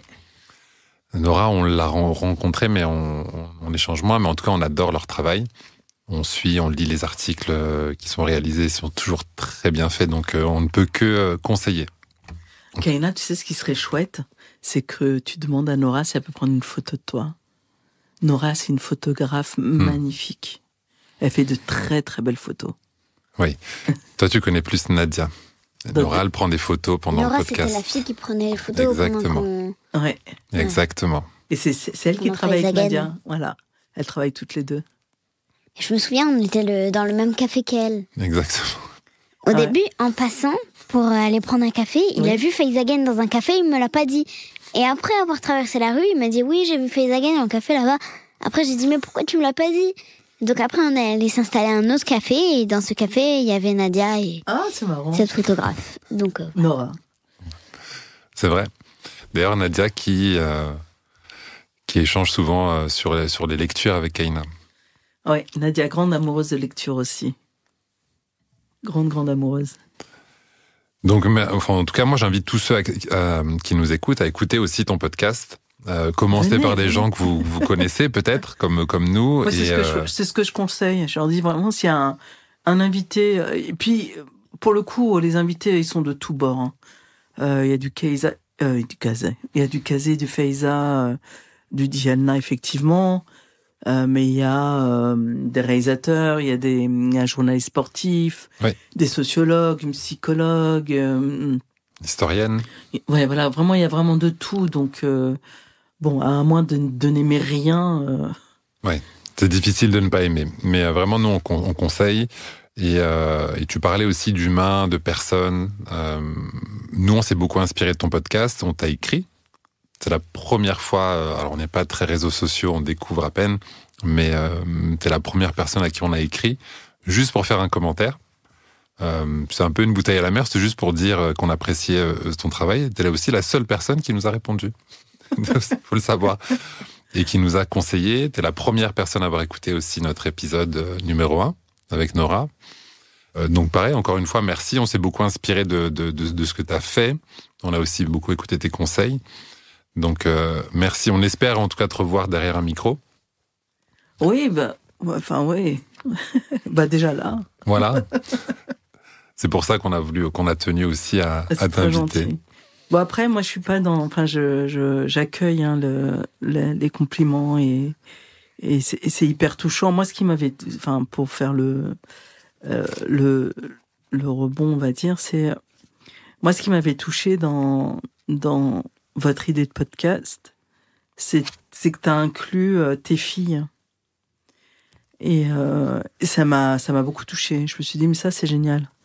Déjà, un papa et une fille, c'est sympa, mais juste un parent et un enfant, de faire un truc ensemble, de travailler, un truc qui n'est pas les devoirs, qui n'est pas les courses, qui n'est pas le bain, qui n'est pas aller chez la grand-mère, qui n'est pas qui est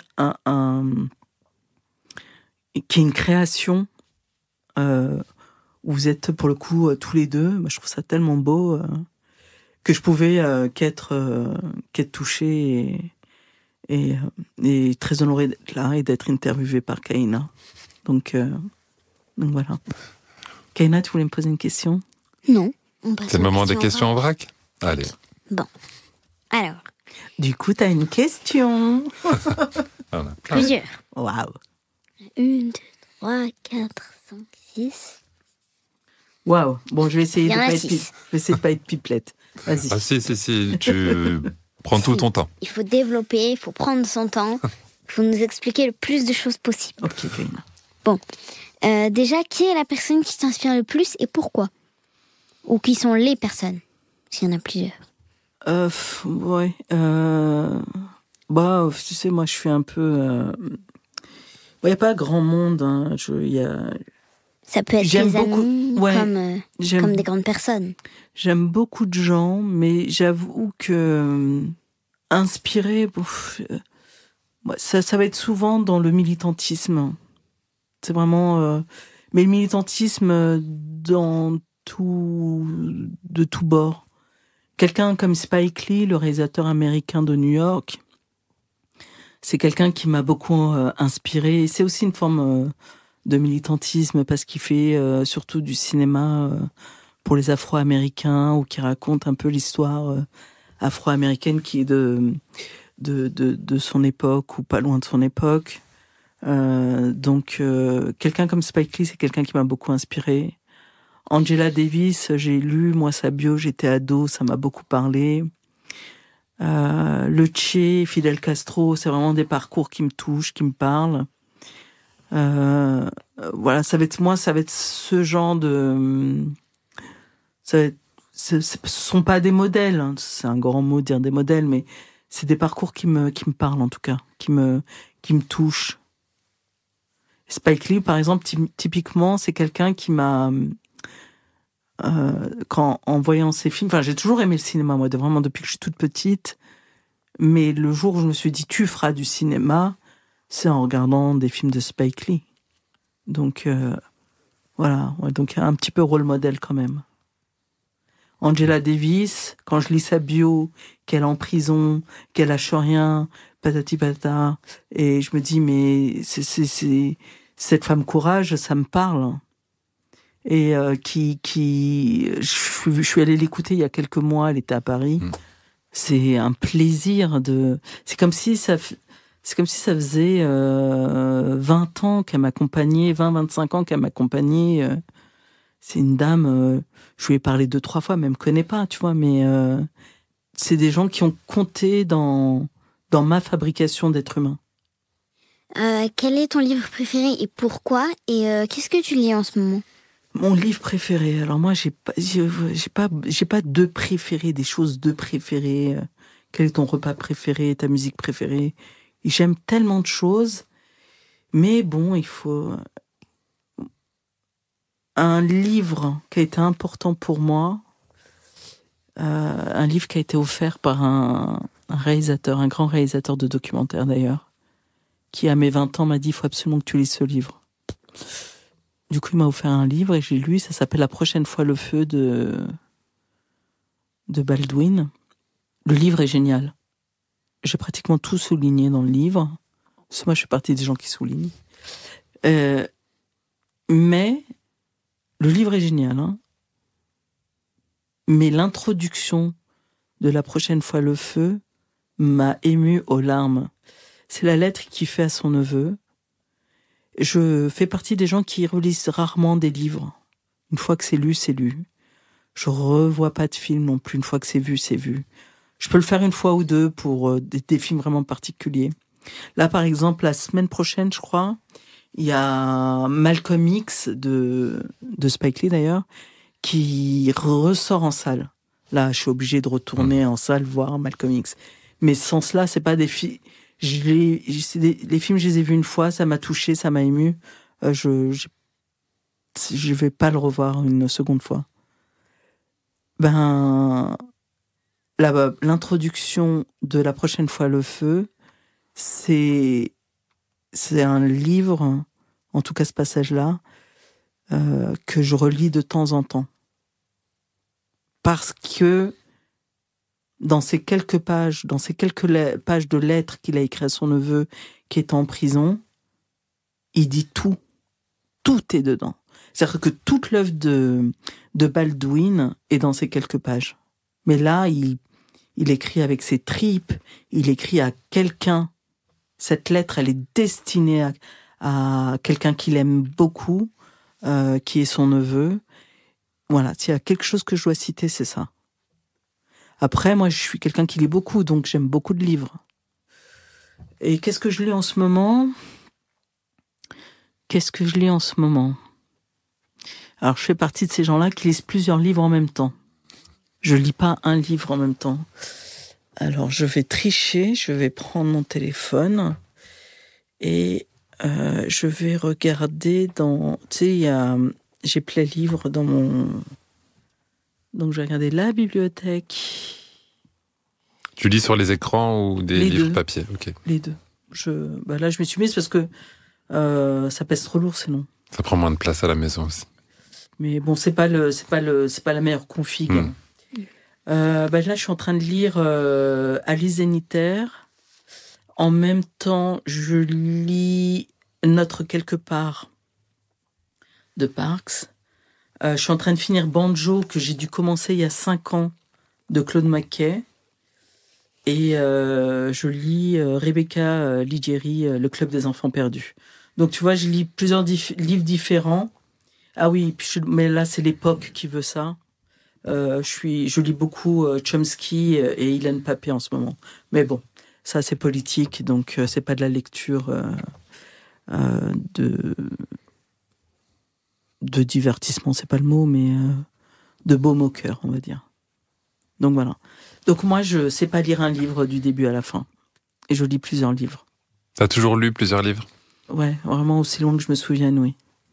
Ouais. Moi, ça me dérange pas d'en lire 2, 3 en même temps. Là, je suis à 3. Mais quand j'en parle avec d'autres personnes, ça les choque souvent. Moi, j'en parle même pas. Je peux comprendre que ça choque avant même d'en parler. Parce que moi, je suis quelqu'un qui avance selon mon mood. Donc, c'est pas parce que j'ai ouvert un bouquin... là, j'en ai cité quelques-uns de ce que je lisais. Il y a des fois... Chomsky, il y a des fois, je peux pas. Je suis trop chargée, je suis trop triste, je suis nihiliste. Là, il me faut, c'est pas ça qu'il me faut. Okay. Là, il va me falloir un petit banjo qui est hyper marrant, qui raconte des choses horribles sur la société. Je sais même pas dans quelle époque on est. Je crois qu'on est dans les années 40, 50 dans Banjo. Je pense à Marseille. Et donc c'est pas non plus le carnaval, quoi. Mais il a une écriture humoristique qui est hilarante. Et du coup, il y a des moments, c'est ça qu'il me faut. Ok, ça dépend de l'humeur, en fait, du moment. Voilà. Okay. Et donc, au lieu de me dire, je lis pas, parce que des fois, ça peut durer une semaine t'es plombé, hein. Donc, non, je lis ce livre, je me reste cramponné à son livre, sinon, tu peux passer des mois sans lire, hein. Et il y a des fois, non, j'ai pas envie de rire. Là, c'est horrible, il faut affronter les choses, donc tu vas lire du Ilan Pappé maintenant. C'est comme ça. Je comprends. Est-ce que tu fais encore partie de 2 clubs de lecture ? Il y avait une rencontre du 2e club de lecture dans lequel je suis toujours, hein, mais j'y suis pas allée. Je suis passée à côté. Je me suis dit, Kira, tu as pas relu le livre. C'est un livre de Baldwin, d'ailleurs. C'était une nouvelle de Baldwin. Je me dis, ça fait longtemps que tu l'as pas lu. T'as pas relu la nouvelle avant la rencontre. Et j'étais vraiment, je devais être à 1 kilomètre à pied du lieu. Et j'avais trop l'élève qui n'avait pas fait ses devoirs. J'avais trop honte. Je me dis, je peux pas aller voir Laurie et lui dire, je viens, je m'assois avec vous et on va discuter de mes souvenirs d'il y a 20 ans de la nouvelle.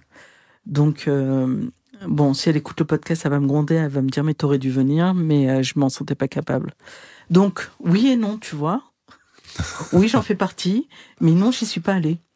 Et l'autre club de lecture, c'est une fois par mois, le lundi, et ça fait longtemps que j'y suis pas allée. Mais je revois les filles du club de lecture et on s'échange autour des bouquins. Je leur ai donné les bouquins que j'avais lus dernièrement. Mais je suis pas allée chez une copine, boire le thé, manger des petits gâteaux et parler des livres. Donc, tu vois, c'est du oui et c'est du non. Et sinon, c'est quand que tu vas l'écrire, ton livre ? Ben, je te disais tout à l'heure, il y a des gens qui sont doués, c'est marrant ça. Il y a des gens qui sont doués pour des choses et des gens qui sont pas doués. Et il faut juste connaître ses limites. Donc moi, je suis pas écrivain, j'aime lire. Moi, j'adore la musique, mais j'ai pas le rythme. Je connais rien à la musique. Je peux juste dire si j'aime ou si j'aime pas. Hier, je suis allée à un concert de musique cubaine. Ça a duré presque 2 heures de concert. Je suis sortie de là, je me disais, purée, mais le chanteur, il est resté 30 minutes sur scène. Je prends mon téléphone, je regarde l'heure, je fais, waouh! Ça fait presque 2 heures. Lui, il est doué pour faire passer 2 heures en 30 minutes. En ressenti 30 minutes. Mais moi, ça, je sais pas faire. Moi, je sais pas écrire de livres. Et je sais pas chanter. J'aime ça, j'aime écouter, hein. Mais je sais pas chanter, je connais aucun instrument. Donc, aimer quelque chose très, très, très, très fort, ça fait pas de toi quelqu'un qui sait le faire. Cela dit, il y a 2 semaines de ça, j'ai eu très, très, très, très mal au cœur. Et bah, tu sais, là, le petit cahier que je t'ai offert, bah, j'ai exactement le même. Et ben, pendant 1 heure, j'ai fait que d'écrire. Écrire. Après, je suis allée au spectacle. J'ai regardé un spectacle. Et je suis rentrée chez moi. Et j'ai tapé à l'ordinateur tout ce que j'ai écrit. Et c'est devenu une nouvelle. Mais voilà, j'ai écrit une nouvelle dans ma vie. Mais ça fait pas de moi une écrivaine, hein. J'ai juste écrit une nouvelle. Est-ce que tu as déjà eu des commentaires? Parce que sur ta page Instagram, tu écris souvent des textes. Alors, oui. C'est peut-être des billets d'humeur, où j'ai lu tel livre et voilà ce qu'il en ressort, ou je pense ça de telle situation. C'est ça. Ouais. Est-ce que tu as déjà eu des retours sur ta façon d'écrire? Oui, il y a 2-3 personnes qui m'ont dit on m'a déjà dit que je devais écrire. Que je pourrais écrire, ou je sais pas. Mais moi, c'est le drame de ma vie, c'est que quand j'écris, j'ai fait cet été, j'ai lu 3 bouquins, je crois, ce qui est pas beaucoup, hein, mais j'ai lu 3 bouquins, bon, parce que c'est aussi les vacances, hein, et j'ai écrit sur 2 des bouquins, 2 sur 3. Sur Personne m'a hier. Ouais. Kiff hier. J'ai oublié le nom du second. Je t'ai envoyé un message pour le second d'ailleurs. C'est mon petit homme. Petit homme, je crois. Oh, c'est horrible de pas se souvenir. De Nadège Erika. Et pareil, j'écris. Quand j'écris d'une traite, par contre. J'écris d'une traite et je me relis pas forcément. Parce que mon petit. Voilà. Mon petit de Nadège Erika, qui est un livre magnifique sur... Enfin, c'est splendide. Bah, j'étais tellement émue, mais personne m'a rien demandé. Enfin, je fais pas de pige dans un magazine. Enfin, j'aimerais bien d'ailleurs. Je fais pas de pige dans un magazine. Je suis pas critique littéraire ni rien. Mais je suis tellement submergée qu'effectivement, maintenant que je fais plus de films, plus de podcasts, enfin, bah, il me reste Instagram. Et donc, de temps en temps, tu vas me voir faire un post sur de la colère ou de l'émotion. Ouais, voilà, c'est l'émotion, moi, mon fuel, c'est vrai. Bon, on te provoque un peu en disant quand est-ce que tu écris ton livre. Non, mais c'est bien, regarde, la preuve, c'est que... Tu fais partie de ceux qui apprécient ta plume, justement, et qui te poussent un peu à mais y réfléchir. Mais admettons, tu vois, quand je raconte à mes copines, je dis ouais, cet été, je me suis prise pour une critique littéraire. Bon, c'est juste le terme pour m'auto-gonfler et en même temps pour être dans la dérision. Mais si demain j'étais critique littéraire et qu'on me donnait des bouquins à lire, mais je serais incapable d'écrire sur un bouquin que je n'aime pas. C'est ça que je dis. Donc si je dois attendre de tomber sur un livre qui me parle, enfin, moi j'aime plein de livres, mais pas au point d'écrire sur eux. Tu vois, mais je vais pas. Nadège, mon petit, quand je le termine, j'ai de la colère, j'ai de la frustration, j'ai de l'admiration pour elle, pour ce qu'elle a vécu. J'ai tellement de tristesse de me dire qu'elle n'a pas eu tant que ça des personnes qui l'ont soutenue. Et donc, ça crée ça. Et pourtant, c'est une écrivaine que je connais pas. Et en même temps, ce qu'elle raconte m'amène sur des sujets qui sont des petits points dans le livre. Okay. Donc voilà, mais voilà, je vais regarder en même temps que je parle. Je sais même pas combien j'ai d'amis sur Instagram. Donc, j'en ai 1000. J'en ai 1000. Ouais. Voilà, j'en ai 1003. J'ai 1003 amis sur Instagram. Sur les 1003, il y en a peut-être 20 qui ont lu le post. Tu vois ? C'est pas parce que t'as 1000 que 1000 vont lire ce que t'as écrit. Non, ça je suis d'accord, mais il y en a qui vont apprécier. Mais après, si un jour tu es amené à écrire, peu importe le canal que tu utilises, si c'est un livre, un article sur le web ou peu importe, il n'y a pas que les 1000 qui peuvent potentiellement le lire. Oui, bien sûr, c'est vrai. Beaucoup plus large. Ouais. Voilà. Nous, en tout cas, le conseil qu'on voulait te donner, c'est réfléchis-y. Ok, merci Kaina, merci Samy. Mais c'est vrai que des fois, on me le dit, mais pareil, tu sais, ça fait... À quoi bon, tu vois, c'est... Ok, je vais écrire un bouquin, il va être vendu à 10 trucs, voilà. Bon, ça va être encore un fiasco de plus. Non, c'est beaucoup d'entreprises pour des fois pas grand-chose, mais bon. C'est vrai, ça fait peut-être le lien avec la prochaine, Kaina, non ? La prochaine question ? Ouais. Bon. Alors, je vais te lire une phrase et tu vas devoir me l'expliquer. Waouh. Je fais la place de Kazé. Vas-y, je t'écoute, Kaina.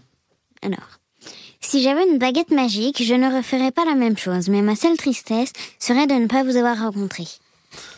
Alors, je sais exactement d'où c'est tiré, ça. Ah bon ? Ça vient de ton discours que tu avais fait. Je sais, mais comment tu... On a écouté. Ben oui, mais ça n'a pas été reproduit, si ? Non. Non, c'est papa qui s'en est souvenu. Waouh ! Bon, c'est vrai, ça fait partie de mon discours. On a fêté les 20 ans de l'association d'Hélène Lanfranchi, les derniers de la classe, qui est une association qui a produit pas mal de choses, dont certaines choses que moi j'ai faites, donc des documentaires et des podcasts, et les films d'Hélène aussi. Et donc là, on a fêté les 20 ans. Et moi, j'ai fait un discours pour remercier toutes ces années, pour remercier tous les gens que j'ai rencontrés. Moi, j'ai adoré artistiquement, créativement. J'ai rencontré énormément de gens. Enfin, j'ai pas gagné 1 euro. Mais j'ai gagné... Alors moi qui aime l'humain, pour le coup, j'ai rencontré énormément d'humains et des humains que j'estime beaucoup d'ailleurs. Donc ça, c'est le bon côté de mon aventure, de mon parcours à moi. Mais dans chaque chose, il y a le verre à moitié plein et il y a aussi ceux qui voient le verre à moitié vide. Il y a aussi tout ce que tu n'as pas eu, parce que c'est aussi beaucoup de sacrifices.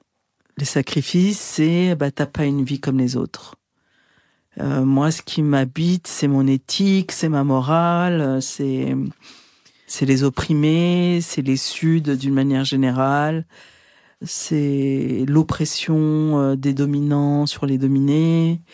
Voilà, c'est un peu malgré moi, hein, c'est ce qui m'habite, c'est ce qui m'anime. Ça ramène pas d'argent, ça. Ça ramène pas d'argent. C'est pas glamour pour les gens qui sont autour de toi. Ça fait le tri aussi, cela dit. Ceux qui sont autour de toi sont vraiment là pour toi, pour le coup. Donc voilà, donc il y a aussi beaucoup de... Tu gagnes énormément de choses, mais tu manques aussi. Enfin, tu passes à côté de beaucoup de choses aussi. Et là, je dois être à la moitié de ma vie, je pense. Enfin bon, je sais pas quand est-ce que je vais cesser de vivre, mais en tout cas, plus ou moins, je pense que je suis à la moitié. Et c'est pas triste, hein, c'est la vie, c'est comme ça, mais ça fait partie des bilans. Et je me dis que le prix à payer pour ce que tu fais avec le cœur, dans les sociétés comme les nôtres, le prix à payer est extrêmement cher. Et c'est pour ça que je dis, si je devais refaire les choses en sachant ce que je sais, parce que refaire les choses c'est bien, mais il faut avoir l'expérience qui reste comme trame. Je suis pas sûre, et encore je sais même pas, mais je suis pas sûre que je ferais pareil. Parce que c'est dur, c'est compliqué, t'es souvent seul dans le désert, et le désert il est long, et tu croises pas des oasis tous les jours. Donc c'est en cela où je suis très heureuse, hein, moi, de faire le podcast et de résumer un petit peu tout avec vous, mais entre mes documentaires, entre les podcasts, il y a du vide. Et le vide, il est vide de plein de choses. Donc c'est ça qui est compliqué. Non. Mais c'est pas triste. C'est comme ça. Et je renie rien. Je jette rien. Mais si on est honnête avec soi, on peut pas dire que tout est beau tout le temps parce que c'est pas vrai. Et justement, on en parlait en intro ou pendant ton parcours. Tu parles de dernier de la classe et on a parlé aussi de financement. Comment amener le dilemme qu'il y a entre se faire produire, donc accepter de modifier son œuvre pour que ça rentre dans certains formats et que ça parle de certains sujets qu'on autorise. Ou en tout cas, pourquoi toi, est-ce que c'est synonyme de liberté ? Est-ce que c'est le prix de la liberté finalement ? C'est complètement le prix de la liberté, ouais. Et puis ça raconte aussi beaucoup de choses sur moi. Je crois que je suis inapte et inadaptée au système qui roule, qui avance. Je sais pas, je sais pas composer. Je sais quand je fais quelque chose, ma vision, elle n'est pas dirigée vers moi. Ma vision, elle est dirigée par rapport à l'objet, par rapport aux personnes qui sont dans l'objet, par rapport à qui sont les cibles de mon objet. Et je n'arrive pas, je ne sais pas, peut-être que je saurai un jour, hein. Jusqu'à aujourd'hui, je ne sais pas. Le compromis, c'est compliqué. J'ai une vision, je vais être fidèle à la vision. Et être fidèle à la vision, ça veut dire avoir moins de thunes pour produire, pas forcément de trouver de diffuseurs, parce que c'est pas formaté. Mais moi, ce qui m'intéresse, c'est la parole vraie. Et ça, vous pouvez pas me le retirer. Donc, si vous me le retirez, c'est moi qui me retire du système classique. Donc, je peux pas me plaindre ils veulent pas jouer avec moi, puisque moi-même, je veux pas jouer avec leurs règles. Mais ça me rend triste quand même.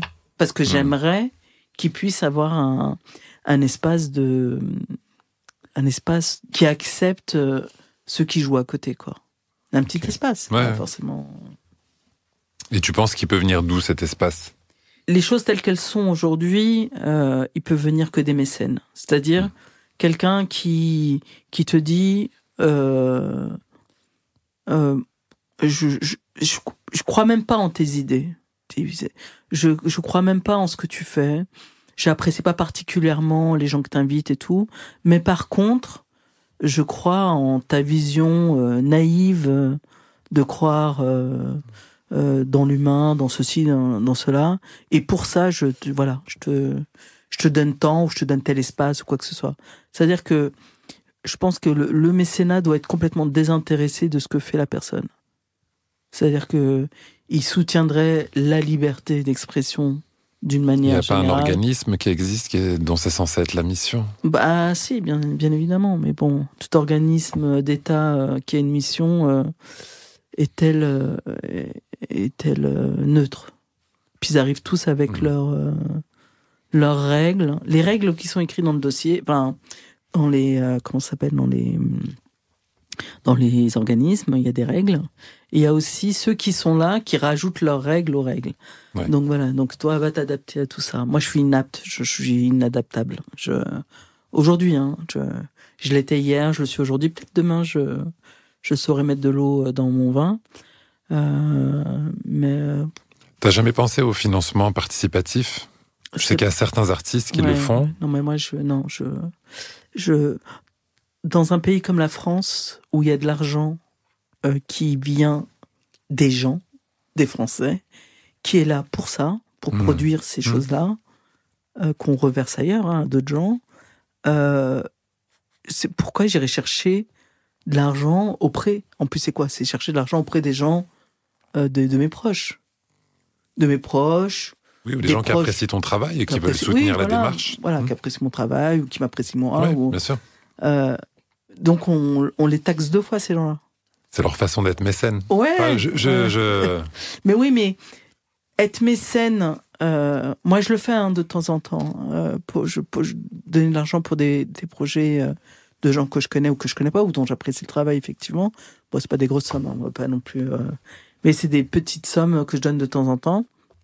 Pour soutenir le travail, il faut quand même dire que on compte sur l'argent. Les gens qui sont autour de nous, ils ont plus ou moins le même portefeuille que nous. Hein. C'est vrai. Donc, je vais taxer des pauvres ou des pas très riches pour que moi, j'aille faire des documentaires. Non, pour moi, ça n'a... je serais aux États-Unis, je penserais à l'américaine. En France, je trouve ça dégueulasse que ce soit toujours les mêmes qui n'ont pas accès à de l'argent public. C'est de l'argent qui est là pour nous. Mais nous, on n'y a pas droit. Pour X raisons. Donc voilà. Donc c'est pas grave. Donc, j'ai fait, moi, la finalité, c'est que moi, j'ai fait 4 documentaires. J'ai fait un podcast de 22 épisodes, comme tu le disais tout à l'heure. J'ai écrit une nouvelle. Hein. Bon, elle est sur mon ordinateur, mais j'ai écrit une nouvelle. J'ai écrit quelques articles sur Instagram. Ok, il y a peut-être 20 personnes qui l'ont lu. Voilà, c'est pas grave. Moi, c'est ma colère, mon seum, il part comme ça. Je me régule comme ça. C'est une nécessité pour que ça sorte. Ah ouais, pour que moi, je sois calme et équilibré, c'est un mal nécessaire. Mais bon, voilà. Mais comme je disais dans ce que tu as cité tout à l'heure, Kaina, c'est le prix à payer. C'est le prix à payer. Mais ça, le prix à payer, je te le dis aujourd'hui. Il y a 20 ans, 25 ans, si on m'avait dit ça, j'aurais signé peut-être ou pas, mais en connaissance de cause. Moi, il y a 20, 25 ans, j'ai signé un bail dont j'ignorais totalement les tenants. Ouais, les conditions, les tenants, les aboutissants, la finalité. Moi, j'étais au pays des merveilles. Moi, j'étais vraiment dans le pays des bisounours en pensant quand tu veux, tu peux. Quand tu travailles, tu y arrives. Donc, moi, j'ai fait toute ma partie de ça. Mais en face, ça marche pas du tout comme ça, en vérité. Donc, tout ce qu'on nous vend en amont, c'est faux. C'est pas aussi... Enfin, nous, on y croit toujours, mais c'est pas aussi fort que les réseaux. Ah bah, c'est sûr que c'est pas aussi fort que le Rotary, ça, c'est sûr. Donc, pour cette avant-dernière question, papa et moi, on aimerait que tu nous proposes un invité qui pourrait être là à ta place. Je crois que tu voulais que je te chante une chanson. Et pourquoi pas? J'étais prête avec mon karaoké. Hein. Tu veux que je te propose quelqu'un? Moi, je peux te proposer plein de quelqu'un. Alors, c'est marrant parce que quand j'ai écouté l'épisode de Sofiane, je disais, moi, je sais exactement à qui je vais. Et j'ai pensé à quelqu'un très, très fort. C'était qui? Est-ce qu'on le connaît?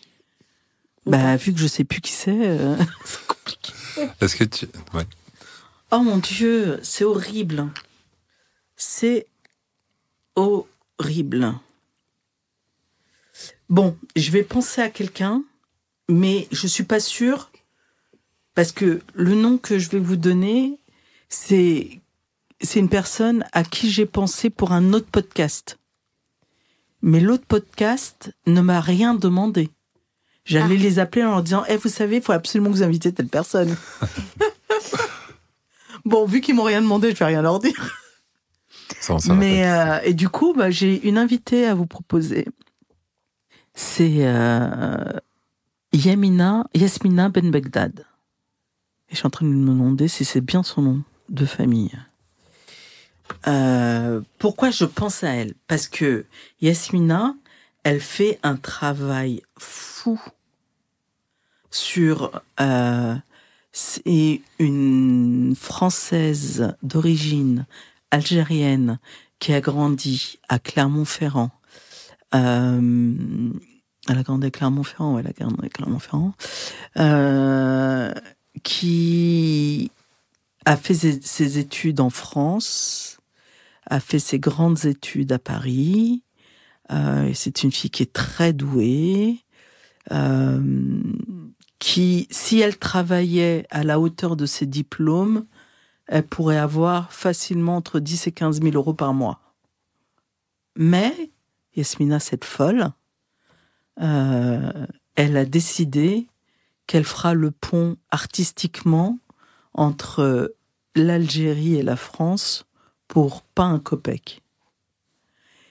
Et sa volonté, son parcours, sa folie, que j'embrasse complètement, sa nia, c'est un mot qu'il avait employé à Sofiane. Et c'est vrai que c'est un mot qu'on définit mal en français. C'est-à-dire sa candeur presque. Elle est tellement belle, et son parcours est tellement fou, son projet est tellement dingue, mais tout est beau. Et ouais, je serais heureuse que vous invitiez Yasmina. Après, c'est comme vous voulez, hein. Non, mais si tu nous la conseilles, c'est qu'elle est bien. Elle est géniale. Après, il y a plein de gens géniaux. Et c'est dingue parce que vraiment, quand j'ai écouté l'épisode, je me suis dit, ah ouais, il faut absolument qu'ils... Ben, j'ai oublié, c'est dingue d'oublier. Bon, on est toujours là, si un autre nom te revient, n'hésite pas. Il y aura plus le micro. Mais on aime déjà beaucoup... Yasmina ? Oui, comment tu nous l'as présenté, c'est les profils qu'on aime beaucoup. Bon, maintenant pour la dernière question, on voudrait que tu nous donnes le titre d'une chanson pour finir l'épisode. Tu vois ? Oui, je vois. C'est à la fin. Ouais. C'est une chanson, je pourrais même pas la dater. Je dirais 1900, autour des années 50, je pense, 50-60. C'est un chanteur qui s'appelle Syl Johnson, qui est un Afro-Américain, qui est mort il y a peut-être 2-3 ans maintenant. Et il a une chanson, il a plein de chansons. Mais ça, c'est une chanson, c'est marrant, parce que moi, j'ai pas fait beaucoup de podcasts dans ma vie. Quand on me donne l'opportunité de parler d'une chanson, c'est celle-là qui me vient en tête tout le temps. Après, moi, j'écoute vraiment de tout, hein, mais la chanson, c'est « Is it because I'm black ?» Et Syl, il raconte énormément de choses où il dit « Est-ce que si vous ne m'aimez pas, c'est parce que j'ai les cheveux crépus, j'ai les yeux noirs, j'ai la peau noire, est-ce que ceci, est-ce que cela, est-ce que... » Et il demande presque en implorant, comme s'il se posait, et je pense qu'il se pose sincèrement la question, il se dit, il parle aux racistes, il parle aux gens qui n'aiment pas l'autre. L'autre, c'est lui, parce que c'est un homme noir, et il veut juste savoir, mais pourquoi vous ne m'aimez pas ? Vous ne me connaissez pas. Pourquoi vous ne m'aimez pas alors que vous ne me connaissez pas ? Est-ce que c'est parce que mes cheveux ne sont pas comme les vôtres ? Est-ce que parce que mes yeux ne sont pas comme les vôtres ? Est-ce que la couleur de ma peau n'est pas... Mais pourquoi vous ne m'aimez pas puisque vous ne me connaissez pas ? Quelles sont les raisons de votre haine envers moi ? Et cette chanson, je l'écoute pas souvent, mais quand je l'écoute, Ouais, je l'écoute que quand je suis prête à l'écouter. Et elle me fend le cœur à chaque fois parce que il l'a écrit il y a très très longtemps et aujourd'hui elle est tellement vraie encore. La question c'est mais pourquoi vous ne nous aimez pas ? Vous ne nous connaissez pas. Et ben moi je vais faire le pont avec mon podcast parce que c'est ça. Je viens d'avoir une lumière. And they still don't know my name. Et ils ne savent toujours pas qui je suis. Ça vient de cette chanson-là ? Non, pas du tout. Ça vient d'une nouvelle de James Baldwin. C'est une nouvelle de James Baldwin qui est pas ça le titre, mais je crois que le titre c'est Nobody Knows My Name. Mais ça faisait le pont. Là, justement, j'ai juste fait le pont. Mais c'est le pont entre... finalement, c'est le fil rouge de toutes mes œuvres. Voilà. Merci pour cette introspection. Merci Kaina. Merci Samy, je suis très heureuse d'être là et longue vie à votre podcast. Merci beaucoup en tout cas pour tout ce temps. Tu vois, on est presque à 2 heures et ça nous a paru même pas 30 minutes. Waouh. Merci à toi. Oh Lord, something is holding me back. Is it because I'm black?